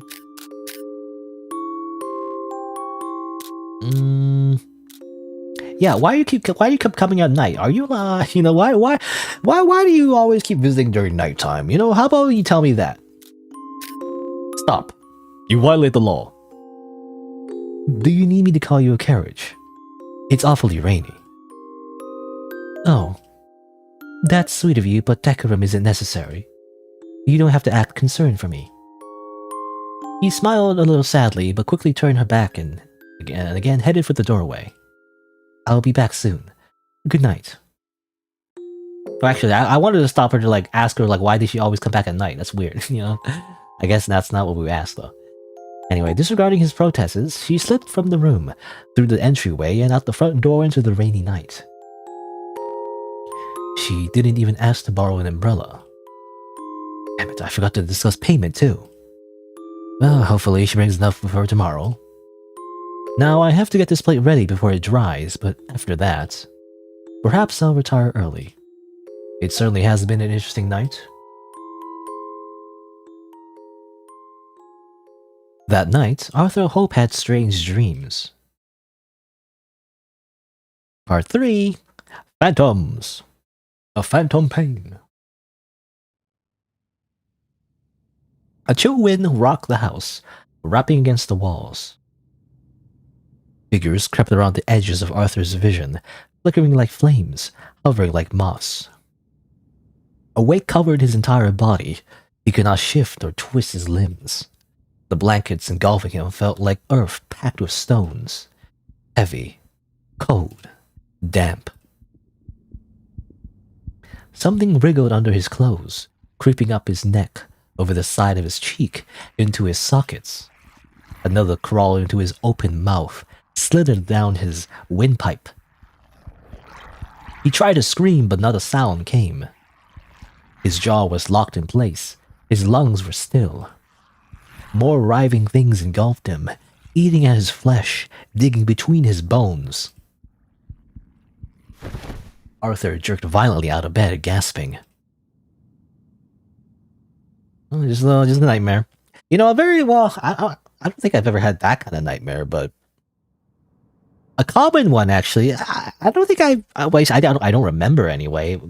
Whether or not I've had this kind of specific nightmare recently, but I've always had a very specific nightmare in the past where it always felt like my ribs. I would be lying down, and I would feel pain in my stomach area, I guess. And I don't know, I always think my ribs, I guess in real life even, when I think about my ribs, I always think it's lower than I think it is for some reason. But in the dream world anyway, my ribs are near the stomach area, and it feels like it's exploding out of my stomach, It's I have a similar nightmare like that, where for some reason, like my bones are sticking out, you know, and I'm like, oh no, my bones are sticking out. I should like be careful. Oh no, it's like I need to like, sit up, but I can't because if I sit up too much, the bones will poke through my stomach and burst out. I don't know. I always had that weird nightmare, at least for a few times. But not recently. I haven't had that recently, but for some reason, I don't know. I just worry about my ribs, I guess. And obviously, other types of dreams. Similar to the dreams where your teeth falls out, I guess. But I never had that though. I never had that one though. Oh, anyway, it's just weird how we have those kind of weird dreams where it just doesn't make any sense. But that's just how dreams work, I guess. Cold air filled his lungs, bringing him back to the waking world.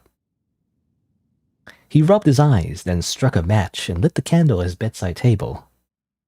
The flame danced as he lifted it, gingerly in the dark. No use trying to go back to sleep after that. Water first, then I'll head to my study and read.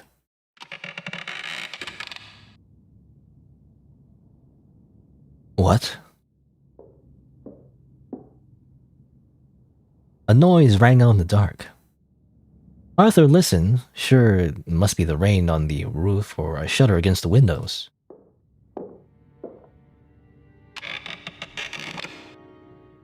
But the sound was too close to come from outside. No, it's more like footfalls, the creaking of a floorboard. Good lord, did someone break in while I was asleep?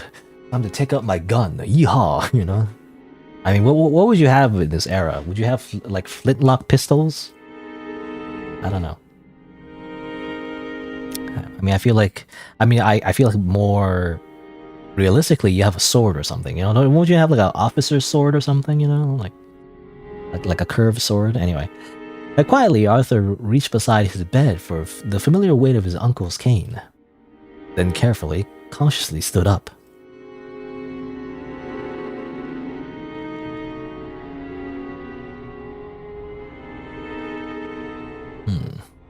Do I look around?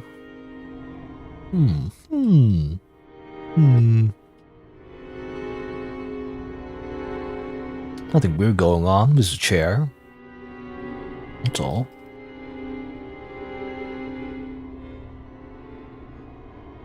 Hello? Do I, put some fire in the fireplace? That looks like a fireplace to me. Is it a fireplace? I can't tell.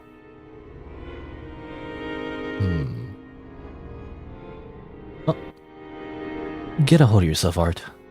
A burglar is nothing. You dealt with worse.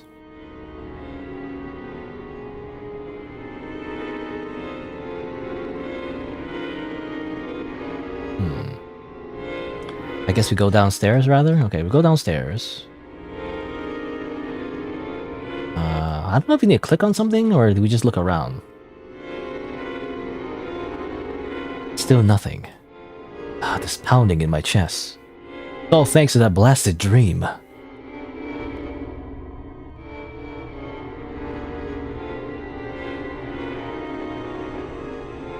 Hello? I know you're there. Come out. Nothing. Did I imagine it? I'm sure I heard a sound.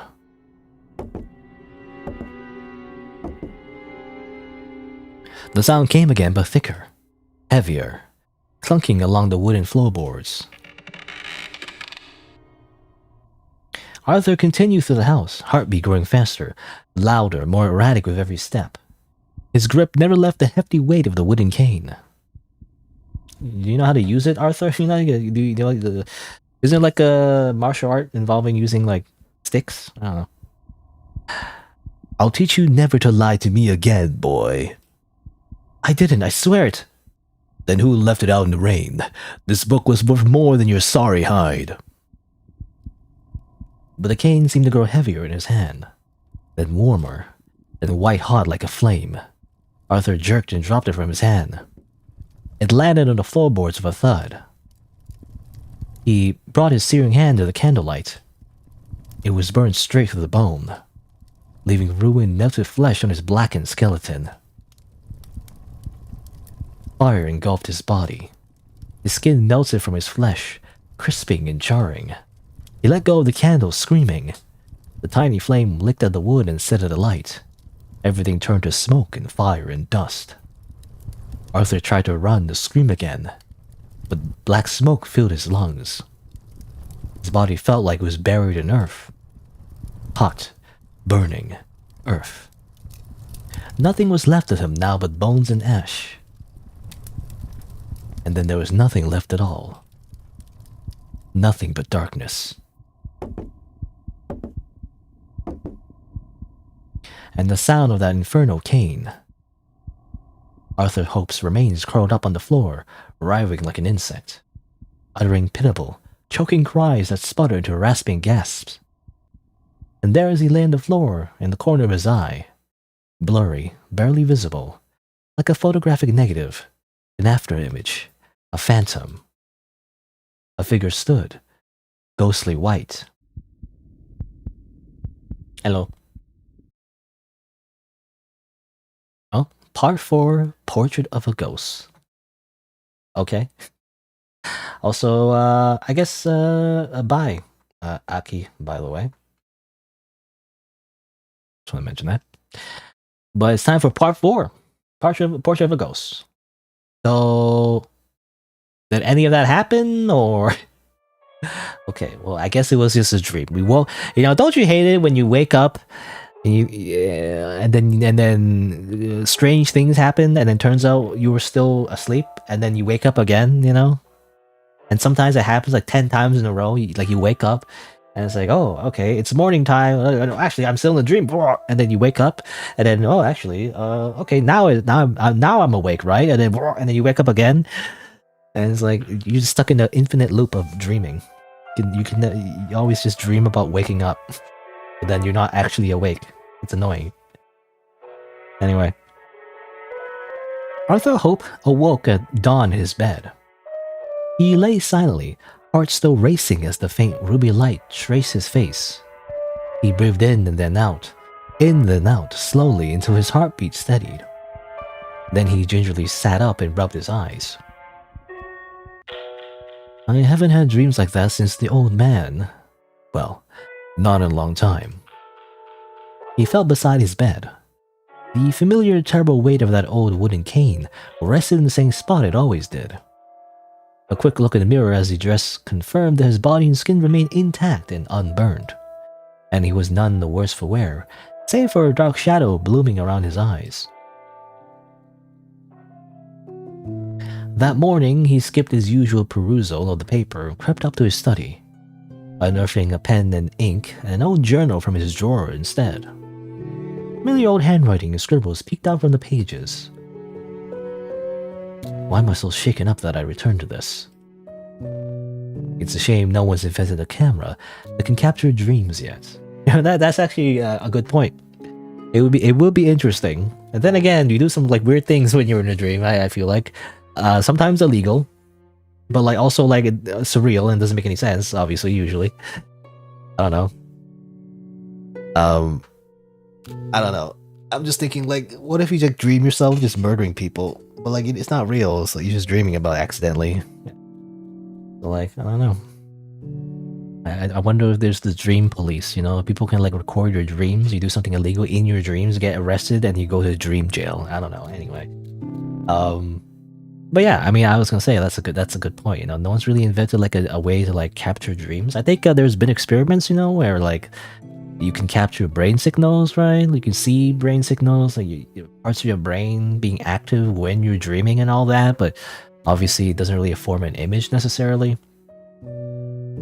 It would be very interesting if somehow we can do that, because sometimes I don't know. I'm just remembering the types of dreams that I have. Sometimes often they're just weird, obviously. Sometimes I actually dream about I'm doing something way better than I'm doing in real life. I don't know. Suddenly, randomly, I'm playing the piano or something. I'm not that good at piano really. I learned some basic lessons when I was in high school and all that, but I'm definitely not a prodigy or anything. But then when I'm dreaming, sometimes I'm freaking playing a song in my dream of a song that I've never really heard before, and it's amazing. I'm just accidentally creating freaking music in my dream. That's like the best song I've ever heard. But then I wake up and it's like, wait a minute, that wasn't real. What? Oh no! Like holy! But it was so good, you know. It's like I would create some kind of song that was like the best song I ever heard, like to myself, and it's like it's such a shame that it just never existed, you know. Anyway.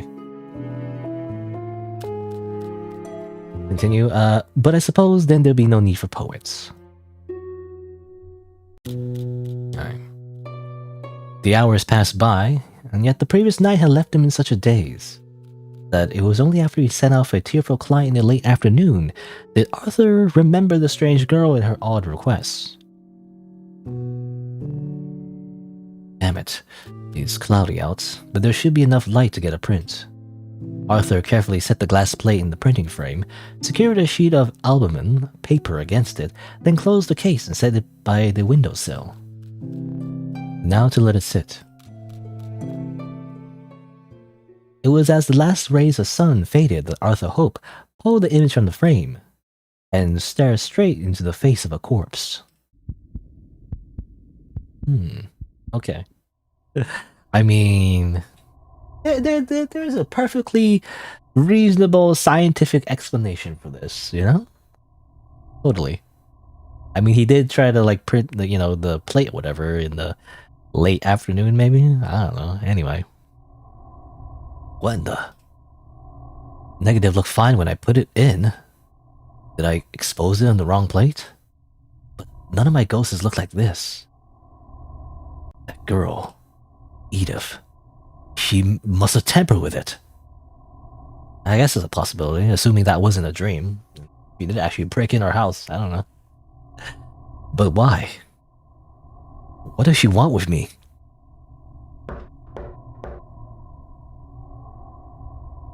A familiar rapping came at the door.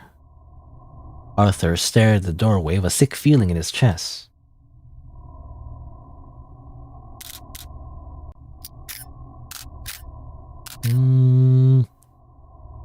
No. I don't know what this means, by the way. Is this dialogue choice referencing the first dialogue choice? You know, it's like, he answered the door. No. No, he certainly did not. He did not do that. Stupid. Daga kotowaru. Arthur waited for the sound, the infernal sound, to stop. He buried his head in his arms. I've had enough of this. Enough! Gradually, the tapping softened, then slowed. Finally, it fell silent. Arthur breathed a deep sigh, then quietly got up and peeked through the spy hole.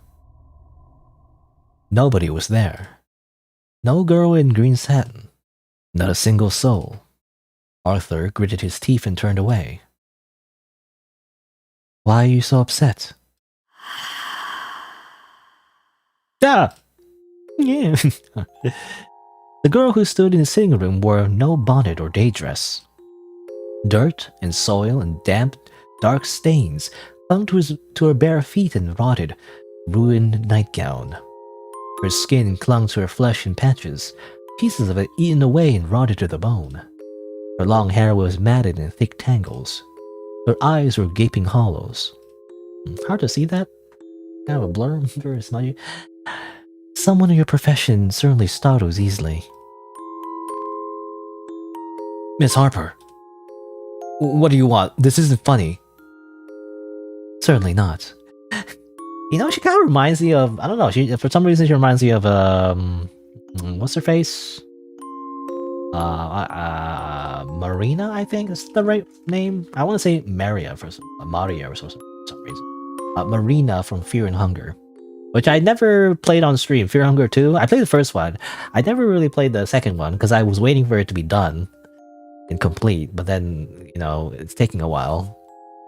Because I mean, you could play, and technically, it is in its complete state right now. It's just, I don't know. I wanted to wait a little bit before I start like a Fear and Hunger 2 playthrough, but I just never got around to it. I procrastinated, so I just never got around to it. But I did play a little bit of my own already, off screen. You know, I played like I played the demo a lot actually. Anyway, it reminds me of a character from Fear and Hunger 2. Anyway, certainly not. I'd like my photograph, please. What kind of trick is this? You know, is this Halloween? Is this your Halloween costume? You're the ghost photographer, are you not? Isn't that why you agreed to take my picture? You're a ghost. You expected me to be among the living. Her eyes is weird. Well, perhaps proper introductions are in order. My name is Edith Emmeline Harper. I died in an accident 11 years ago. I'll spare you the details, but in short, I found it rather upsetting that my body still hasn't been discovered. So when I heard about you, I decided to take matters into my own hands. How do you hear about him? Are you a ghost? Is there a ghost internet? Do you have ghost friends? You know, that you call to get his address? I don't know. You expect me to believe any of this? Is this new to you? I thought you were more of the worldly type. See for yourself then. Edith reached out toward him. Arthur jerked back, but the girl did not flinch. She gently lifted a filthy hand to his face. Arthur waited for the feeling of rotten flesh, but the girl's skin was smooth and cold. Ice cold. Far too cold and still to belong to someone living. I don't know, maybe she's just a cold person. As her bony fingers lingered on his face, he felt his own skin grow colder, tingling until it felt like something was crawling beneath it. That's enough. Fine. Fine, you're dead. You're fine, you're fucking dead, okay. So, what does a ghost want with me then? I want you to send that photograph to my brother. That stupid fool thinks I ran off with some man. Me? Elope, honestly. Tell him to look for me near the old chapel where we used to play. Why don't you tell him yourself? Clearly, you can just do that, you know, you can just go whatever you want. Why haunt me? Very few people can see or hear ghosts, Mr. Hope. And of them, well, let's just say that few murderers end up as professional photographers. What do you mean by that? What did you say?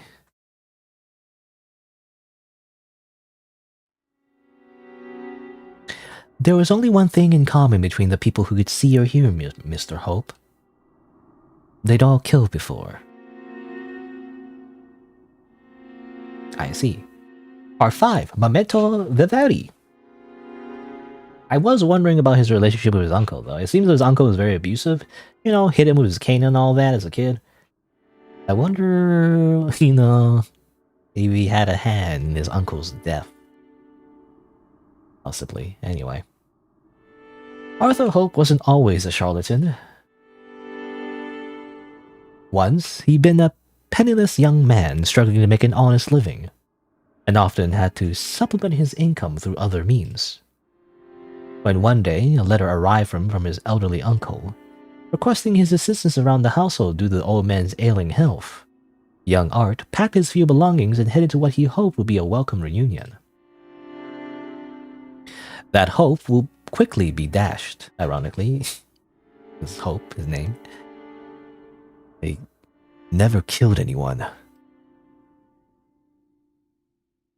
I didn't kill him. I didn't mean to. He had half a foot in the grave already, so I didn't... Arthur, I just wanted to scare him. He deserved that much. He treated me like dirt my entire life. And then, when he called me to his sickbed, I thought maybe he apologized to me just once. But no. The old man wanted to cut me out of his will. Me, his only flesh and blood. Just to spite me. He knew that I had nothing. He knew that money was the difference between life and death, but all he wanted was to spit in my face at the end. What else could I have done? Stop feeling sorry for yourself. Look at you. You're alive, aren't you? So long as you're alive, you can change. You can claw yourself out from whatever hell you've built. It's only us ghosts that have to be stuck in the past. Yet, you've been haunted all this time, haven't you? done.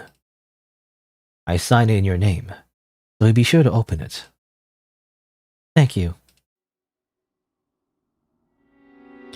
Arthur Hope carefully placed the sealed envelope into his coat pocket and dusted himself off. His possessions, most of the things that belonged to his uncle rather, had all been sold or given away.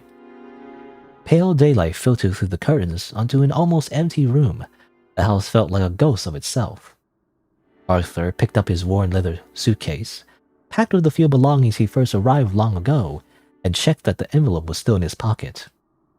Then he walked down the empty hall. He stopped when he saw the familiar shape of the wooden cane resting against the wall.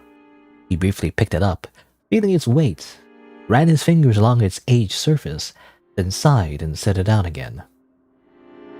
He walked out the front door without looking back, a figure only he could see trailing behind him. What will you do? Start over? Or try to? I need time to sort out all of my messes. Time away from here. It's not like I have anything tying me to this place. I do wonder, though. If ghosts exist, why didn't the old man ever haunt me? Perhaps he had no reason to stay. Ghosts aren't eternal. They fade away, just like people do. How do you know that, by the way? As a ghost, you just know this? Do you get like a ghost orientation day? Or like there's a ghost teacher that tells you, what you expect from your new ghost life? I don't know, anyway. Like I will too, is what sounds like she wants to say.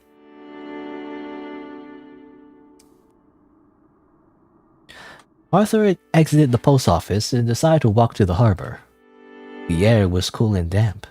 He carefully stepped over the puddles left behind from the rain, weaving between passers-by. People rushing here, there, without any break of their monotone lives, but at least they were alive. What will you do? What I've done for the past decade, I suppose. Wander around, see the sights, watch my brother and my nieces. Wait until I get sick of the living world, then see what lies beyond. I see. Well, I guess this is goodbye. Yes, for now at least. Everybody dies, Perhaps I'll see you again sooner than you think. Farewell, Edith.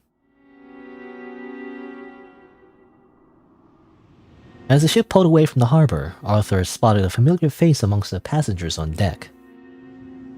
Mr. Hope, is that you? Madam, what brings you here?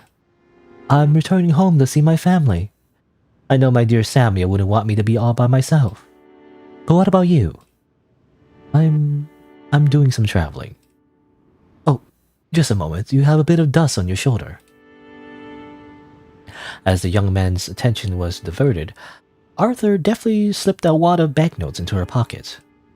I wish you all the best, madam. Yes, reverse pickpocketing, a classic Skyrim skill, or could you do it in Oblivion? I don't remember. Elder Scrolls, Again, I guess you'd also do it in Fallout New Vegas, Fallout in general, like Fallout 3, Fallout New Vegas. Anyway, I guess it's just Bethesda, but that classic Bethesda reverse pickpocketing. Anyway, you as well, Mr. Hope. Take care. As the widow walked off, Arthur turned and gazed out at the sea. The sky had cleared, and sunlight now sparkled on the crashing waves. He stared at the shore and thought he could see for a moment a flash of green standing in the harbor. But the next moment it was gone. Fin! Fin, period. Oh, okay. Well, there you go. Kind of like just a casual business transaction with a ghost, that's all. Not that weird. Arthur H. Hope would be arrested, and convicted of fraud charges within the next 5 years. Yes. What? It was almost like hopeful, I was like, he's gonna leave this place and just go, on a journey to figure out his life and everything. But nope, he's like, arrested. It seemed he never could change his old habits. He was unable to complete his sentence, however, as his health would quickly worsen. He succumbed to consumption in a matter of months. I guess consumption. I always hear that. It's like a really... It's weird to see because consumption is a disease, right? It's not just the word consumption. Anyway. His last words were supposedly a name. Edith. Coincidentally, he would be Miss Edith Amy Harper, who will compile the poems he written during his short imprisonment and publish them posthumously. Edith Amy Harper? Yet nobody could figure out in the end just how he made his ghosts appear in his photographs. Or if they were real all along. Oh, ending 3. Carmen Signy.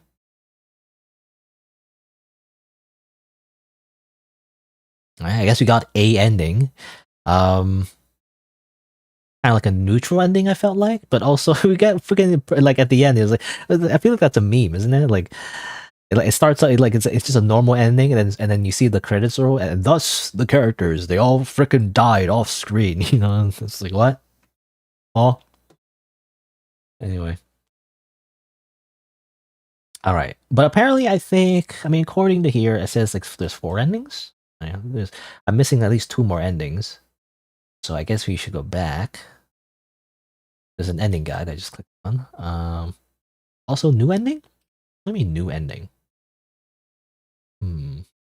Endings have been renumbered. A new bad ending has been added. What do you mean? Anyway. So let's do...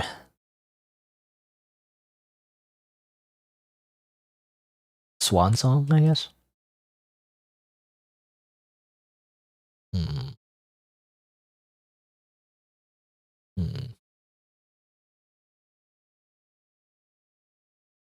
Okay.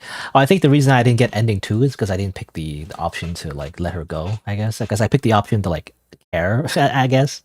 I didn't mean to do that. I wanted to like stop her to like ask her about why she's coming back at night, you know? Because I was suspicious of her. Anyway. I guess we reload to that part and basically just do the same thing, except we just reject everything, and I guess we did get a different ending. I don't know. So let's see. So... not this one. What was it? This one? Okay, let her go. Right. So if she wants to leave, we would just let her go. So this time, we just let her go. Never mind. I'll see you tomorrow then. Okay, and then skip, I guess. Whee! I got this part again. I think, okay, you're supposed to just... I mean, I thought that was the case, but you're supposed to just go towards the light. That's all. I didn't realize that the first time. It's hard to see. Okay. And then save here. And then what was the ending guy said again? I said, and then refuse to answer the door. I refuse. Daga kotowaru. Okay, same thing. Alright, so I went through the game again.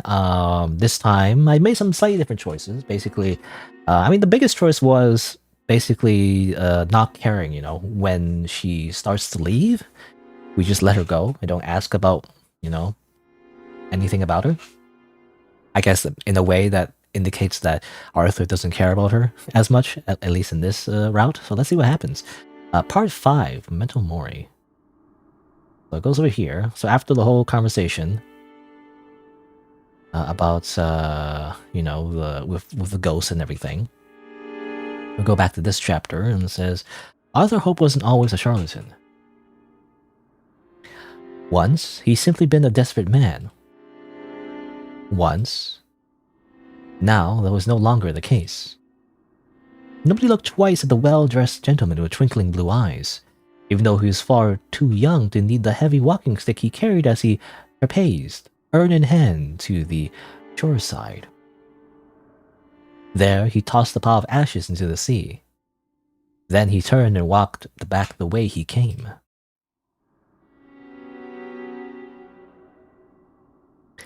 I never killed anyone. Alright, so yeah, they were talking about, you know, about the fact that he can see her because he's killed someone. He denies that apparently, but got a different cutscene though. So maybe that indicates a different You know, different type of Arthur? I'm not sure. I guess we'll see. Anyway. I didn't. I didn't kill him. Get out. Now. And don't come back. I still need you. I'm done helping you. Done. The dead should stay dead. They should stay out of the affairs of the living, damn it. Haven't I given enough? Haven't I suffered enough? How much more are you going to take from me? The girl looked at him with hollow, empty eye sockets. Her mouth was set in what almost looked like an expression of pity. When Arthur looked at her again, she was gone. Time passed, and the days moved on much like they always had. But Arthur never completely forgot his ghostly visitor. Sometimes he imagined he could see her hollow face peeking from behind a doorway, or the corner of the frame of his sliding box camera. But the next moment, it would be gone. Arthur's clients continued to visit him, seeking to soothe their sorrow and grief, and Arthur continued to provide what only he could.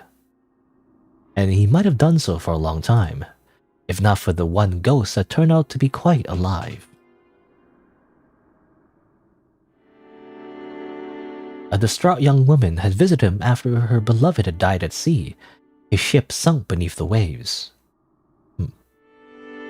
Yet a few weeks after his ghost portrait was taken, he turned upright at his beloved's doorstep, thin and haggard, but very much still breathing.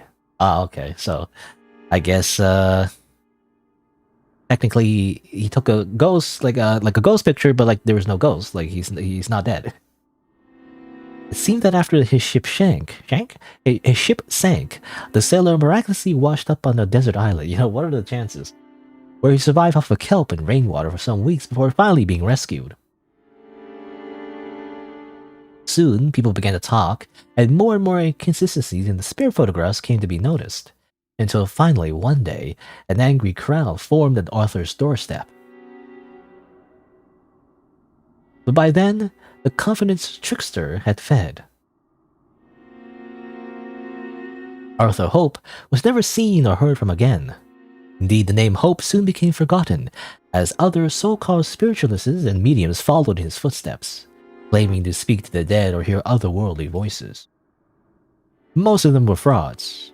Not a scant few truly believed in their own powers, so desperate they were to speak to their departed loved ones. Edith pitied them more than she pitied the bloody ghosts she would pass by every now and then. Ghosts like the man who once had devilish eyes, and smiled slyly from behind a sliding box camera. Okay, so I mean, that implies that Arthur died. He would appear from time to time in the window of the old house until it was destroyed, and then along the shore of the sea on nights when the fog rolled in. Edith knew that the living world never dare hope to hear the voices of the dead, or that the living would never dare hope to hear the voices of the dead. If they only knew the sound of Arthur Hope's blood-curdling screams. Ending 2. Sic transit gloria mundi. What was there? These Latin? I'm assuming Latin. I'm not sure it was Latin actually, but you know, what are these like words that are not in like plain English? Come on, I only know the one Memento Mori because that's famous, but I don't know the rest. Anyway, so that's that ending. I guess that's kind of like an ending where we try to reject Edith as much as possible, and so you know we just continue our like fraudster life until we just end up tragically getting ourselves killed. I'm assuming.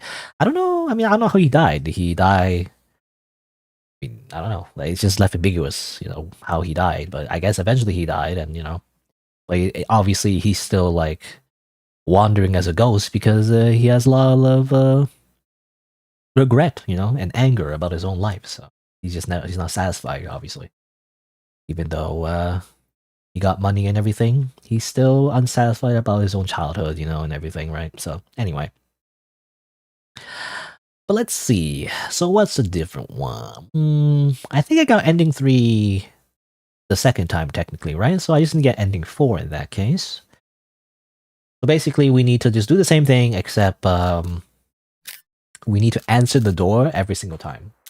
I guess the idea is that, you know, by not ignoring the door. You know, even though the plot is the same, essentially, it's like by not ignoring the door, we're playing into his more kinder side. I'm assuming, so maybe it's a better ending. I don't know. Let's see. Open the door. Get on the floor. Everybody do the dinosaur.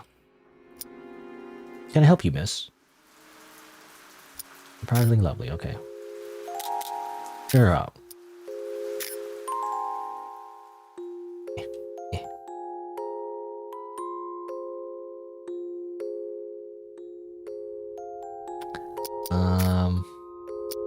Let me double check. Arthur stopped her and concerned. Okay, should do that.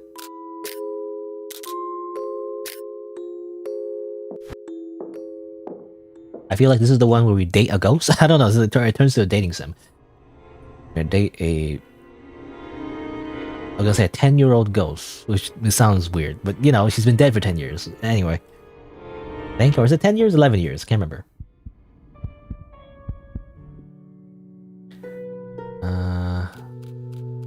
The hours passed by, yet Arthur found himself in such a daze that he could barely focus as he lined up shot after shot, per plate after plate. A strange night, old memories, a strange yet stunning girl. It was late afternoon by the time Arthur realized he went to what the same girl who also occupied his mind and asked of him. Okay, so this time it's slightly different because he was thinking about her, I guess. Alrighty. Alright, so back over here. So slightly different options again this time. The difference in this route is that I basically answered the door right away instead of trying to ignore it. Even though the story is basically the same, but essentially I picked the options where Arthur opened the door immediately and basically it seemed like, you know, care about Edith a little bit more. So let's answer the door, you know? Let's not be impolite. Arthur stomped to the door and flung it open. 1,000 questions and accusations on his tongue. You have a lot to explain, Miss Harper. This isn't... Nobody was there. No girl in green satin. Not a single soul. Arthur gritted his teeth and turned away. Why are you so upset? Ah, you know, jump scare. It's supposed to be a jump scare. Not really scary to me as a player, but... Anyway, okay, we just skipped that part. Whoop. Her fingers lingered there until finally, Arthur grasped her hand with his own. It felt like gripping ice. Oh, so this is different, by the way. The longer he held, the more his own skin grew cold and numb. And then prickled like something was crawling beneath it.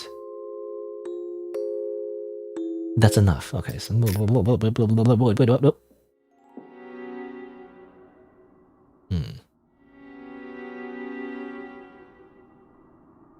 Okay, so basically I skipped a whole bunch, but basically, so this is it seems like the same ending as ending 3 so far. So most of it is the same, really. You know, we just open the door every time she knocks, and you know, we are concerned about her and all that. And so it kind of ends mostly the same, where basically it seems like, you know, we did what she asked for, and now we're traveling. But here's an extra part, I guess. So, say, can ghosts travel? Far away from where they died, I mean. I don't know. I can't say I've ever tried. Well... Save the game. I imagine if you pick the second option, it'll just be ending 3, which we already got, so... I guess we'll say this instead. Would you like to? Would you like to join me? I mean... Countless years without anyone to talk to sounds awfully dull. I thought you said you had enough of ghosts. Fake ghosts. Metaphorical ghosts. Not the real thing. You see, I'm really into ghost girls now, you know? Anyway. Well, I suppose I'd better keep an eye on you. Who knows what trouble you'll dig yourself into. And you are far better company than some of the serial killers I've met, you know? My only friends are ghosts and serial killers, it seems like, for Edith anyway. That's horrifying. And fascinating. Tell me more.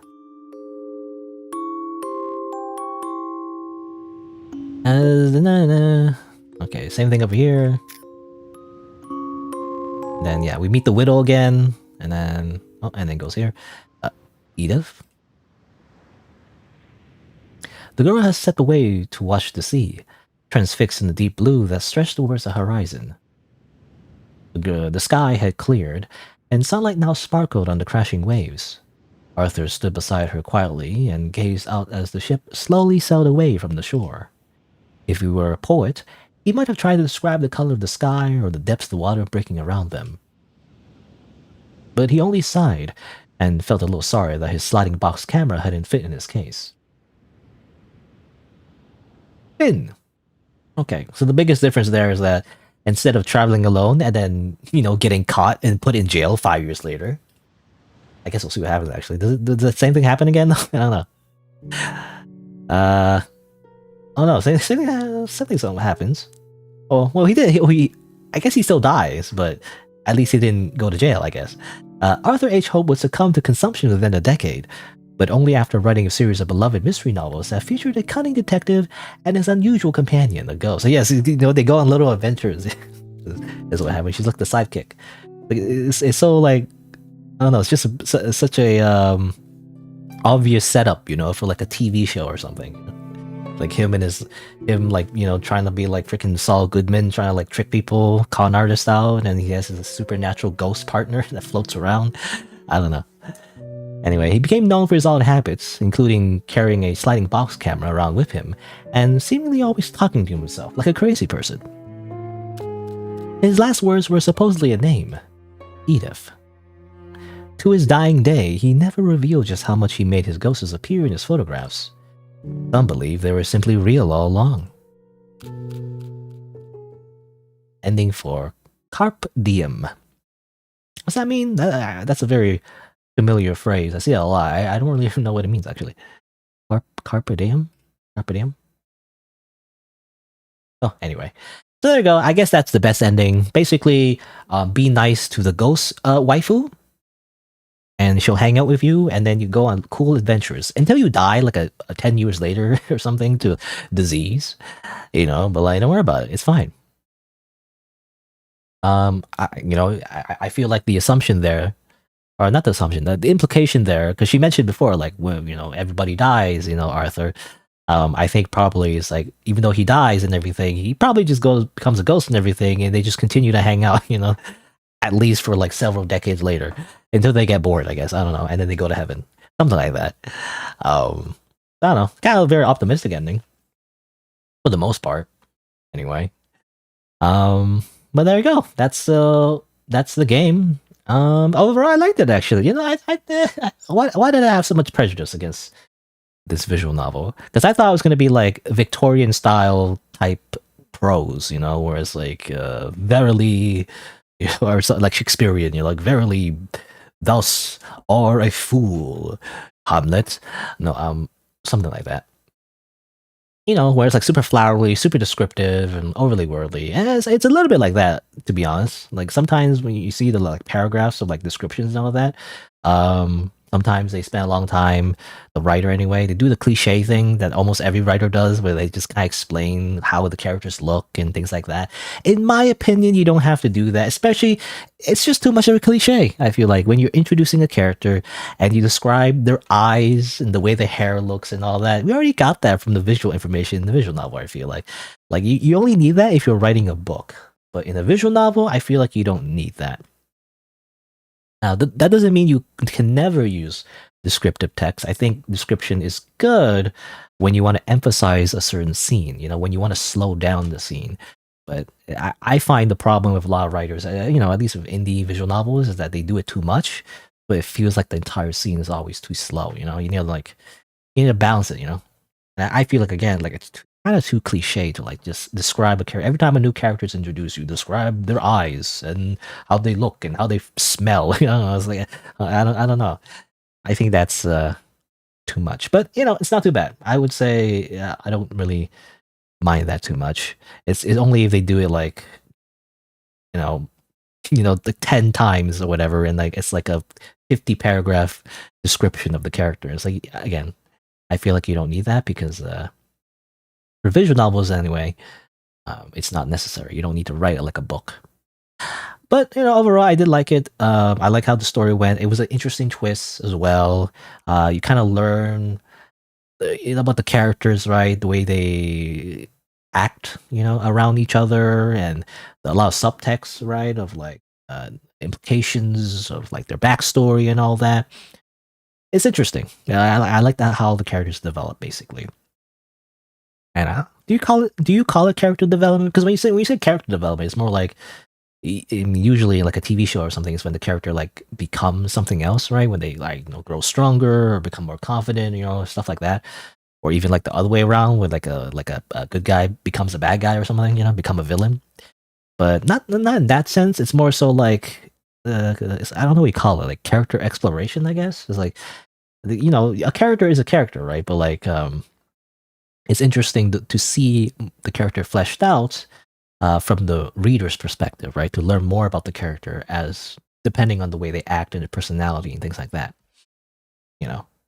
Anyway, but yeah, I mean, overall, it was strong writing. The art is really, really good, and I really like how it's designed. Actually, it's very thematic. Actually, obviously everything is centered around the photograph theme, and so the UI, and a little bit of a gameplay that we had is very much, on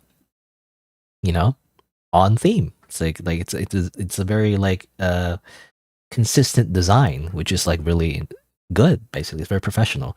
So yeah, I mean, overall, it's like a very solid visual novel and very good story. So I have not much to say other than that. I don't have any like criticism. Like usually, I get feedback, right? I always do like a little mini review of the games I play, I guess, but I don't know. Not much to say, except I guess the only thing, yeah, as I mentioned before, like sometimes when it's a little bit too wordy and too descriptive. But again, that's like a personal preference thing. It's not really like criticism. It's more like a preference thing, right? It's just what I like.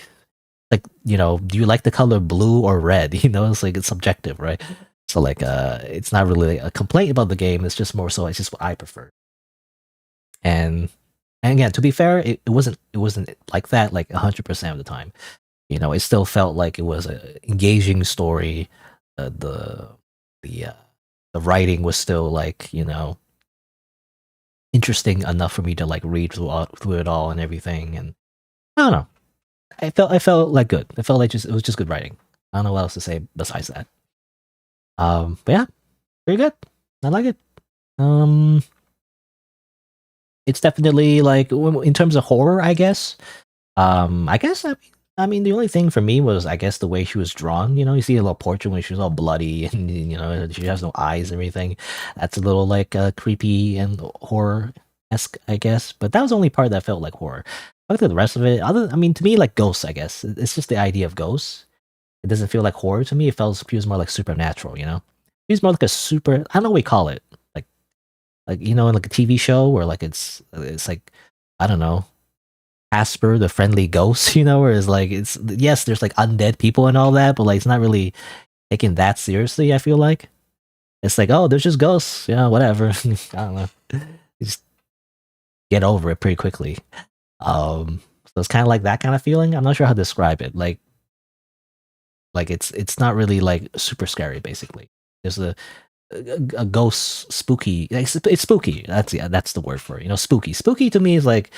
It's like Halloween, where it's like there's horror themes or horror themed, I guess, supernatural entities, but not really meant to be all that, scary, I guess, or creepy or grotesque, Again, the only part that was like that a little bit was when you see her actual like full corpse.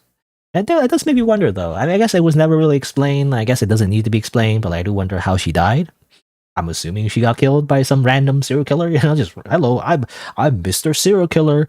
Hello, I'm gonna kill you. Haha, stab, stab, and then she's dead. I don't know. Just randomly died, I guess. And to be fair, that's kind of realistic. Sometimes people just fucking die for no real reason. Yeah, it doesn't need to be like a reason for it necessarily. Anyway, again, overall, pretty good game. Pretty good visual novel. So there you go. Extras? Oh, there's extras actually. Credits. Wow. Public domain images. Amazing. And go back over gallery. Here's the gallery. Hey, it's like photographs and everything. That makes sense. Oh, he's like You zoom in on her, she's a freaking ghost. Scary ghost. Well, there you go. I guess that's it. I guess let me do my little outro as well. So, as a little reminder for anyone who may be watching the VOD at this point, or maybe the video eventually, then if you didn't know, I actually stream these games live. So be sure to subscribe to my YouTube channel and change the notification bell from personalized to all to get notified when I go live. You can also follow my Twitch and Twitter as well. Thanks for watching, and I'll see you in the next video. All right. That's where I will end the stream as well. Let me just, I don't know, run some music. I guess this is what I'll do. I'm just afraid that I'll get copyrighted, you know, when I play random video game music from the rainwave.cc online video game radio thing. I don't know if I'll get like copyrighted. I also know that was the easy way to like show like the songs that are being played as well. I think sometimes they're remixes, right? I'm not sure if they should give like a credits to the songs. Anyway. Sometimes it doesn't fit the mood of the the game. It's a funky song. Anyway, all right. So there you go. Somebody just press a button. That'll be it for today's stream. So there you go. So I played, you know, I played Portrait of the Ghost. It was pretty good. Rack and Run was, I feel like unfinished. It was like too short. But I don't know. If the developer continues to work on it, or maybe like works on a different like type of game, maybe that's more fully fleshed out, I would be, you know, I would look into it and see if they improve. But yeah, I just feel like it's just unfinished. There's potential there. It's just unfinished. And then yeah, Marionette as well. Marionette was pretty good too. Again, I thought it was a demo or something. It's very confusing, the way it's described. So I don't know if there's more to the game or not, but it seems like the whole story has been told. So that's just kind of it. If you want to know more about the whole like world of the developers' games, it would be to play the you know, Byakuya Mansion or whatever. But obviously that's in Chinese, and I can't play it. So it's kind of like you know, a bit of a shame. Anyway. But oh yeah, let me just say my usual schedule is Saturday and Sunday, noon Eastern time. And I guess next week, I'll be doing something else. I'll also be releasing, I say releasing as it's the thing, but I'm just uploading the Kinoko-non playthrough, you know, tomorrow. At least the first episode. I've made like 2 episodes, I think, so just look forward to that maybe. I don't know. I felt like it was a really good game, you know? The Kinoko-non playthrough. Like, this is a while ago. It's like, I mean, 2024 basically. I'm so behind on the footage. You know, maybe it's because it's, you know, it was so old. Maybe it's new. You know, it's been so long. I felt it was a really good playthrough. I felt it was a really good game and super underrated. So I encourage people to check that out if you want to. Anyway, there you go. So that'll be it for today. And I guess again, thanks for watching, and I'll see you next time. Bye.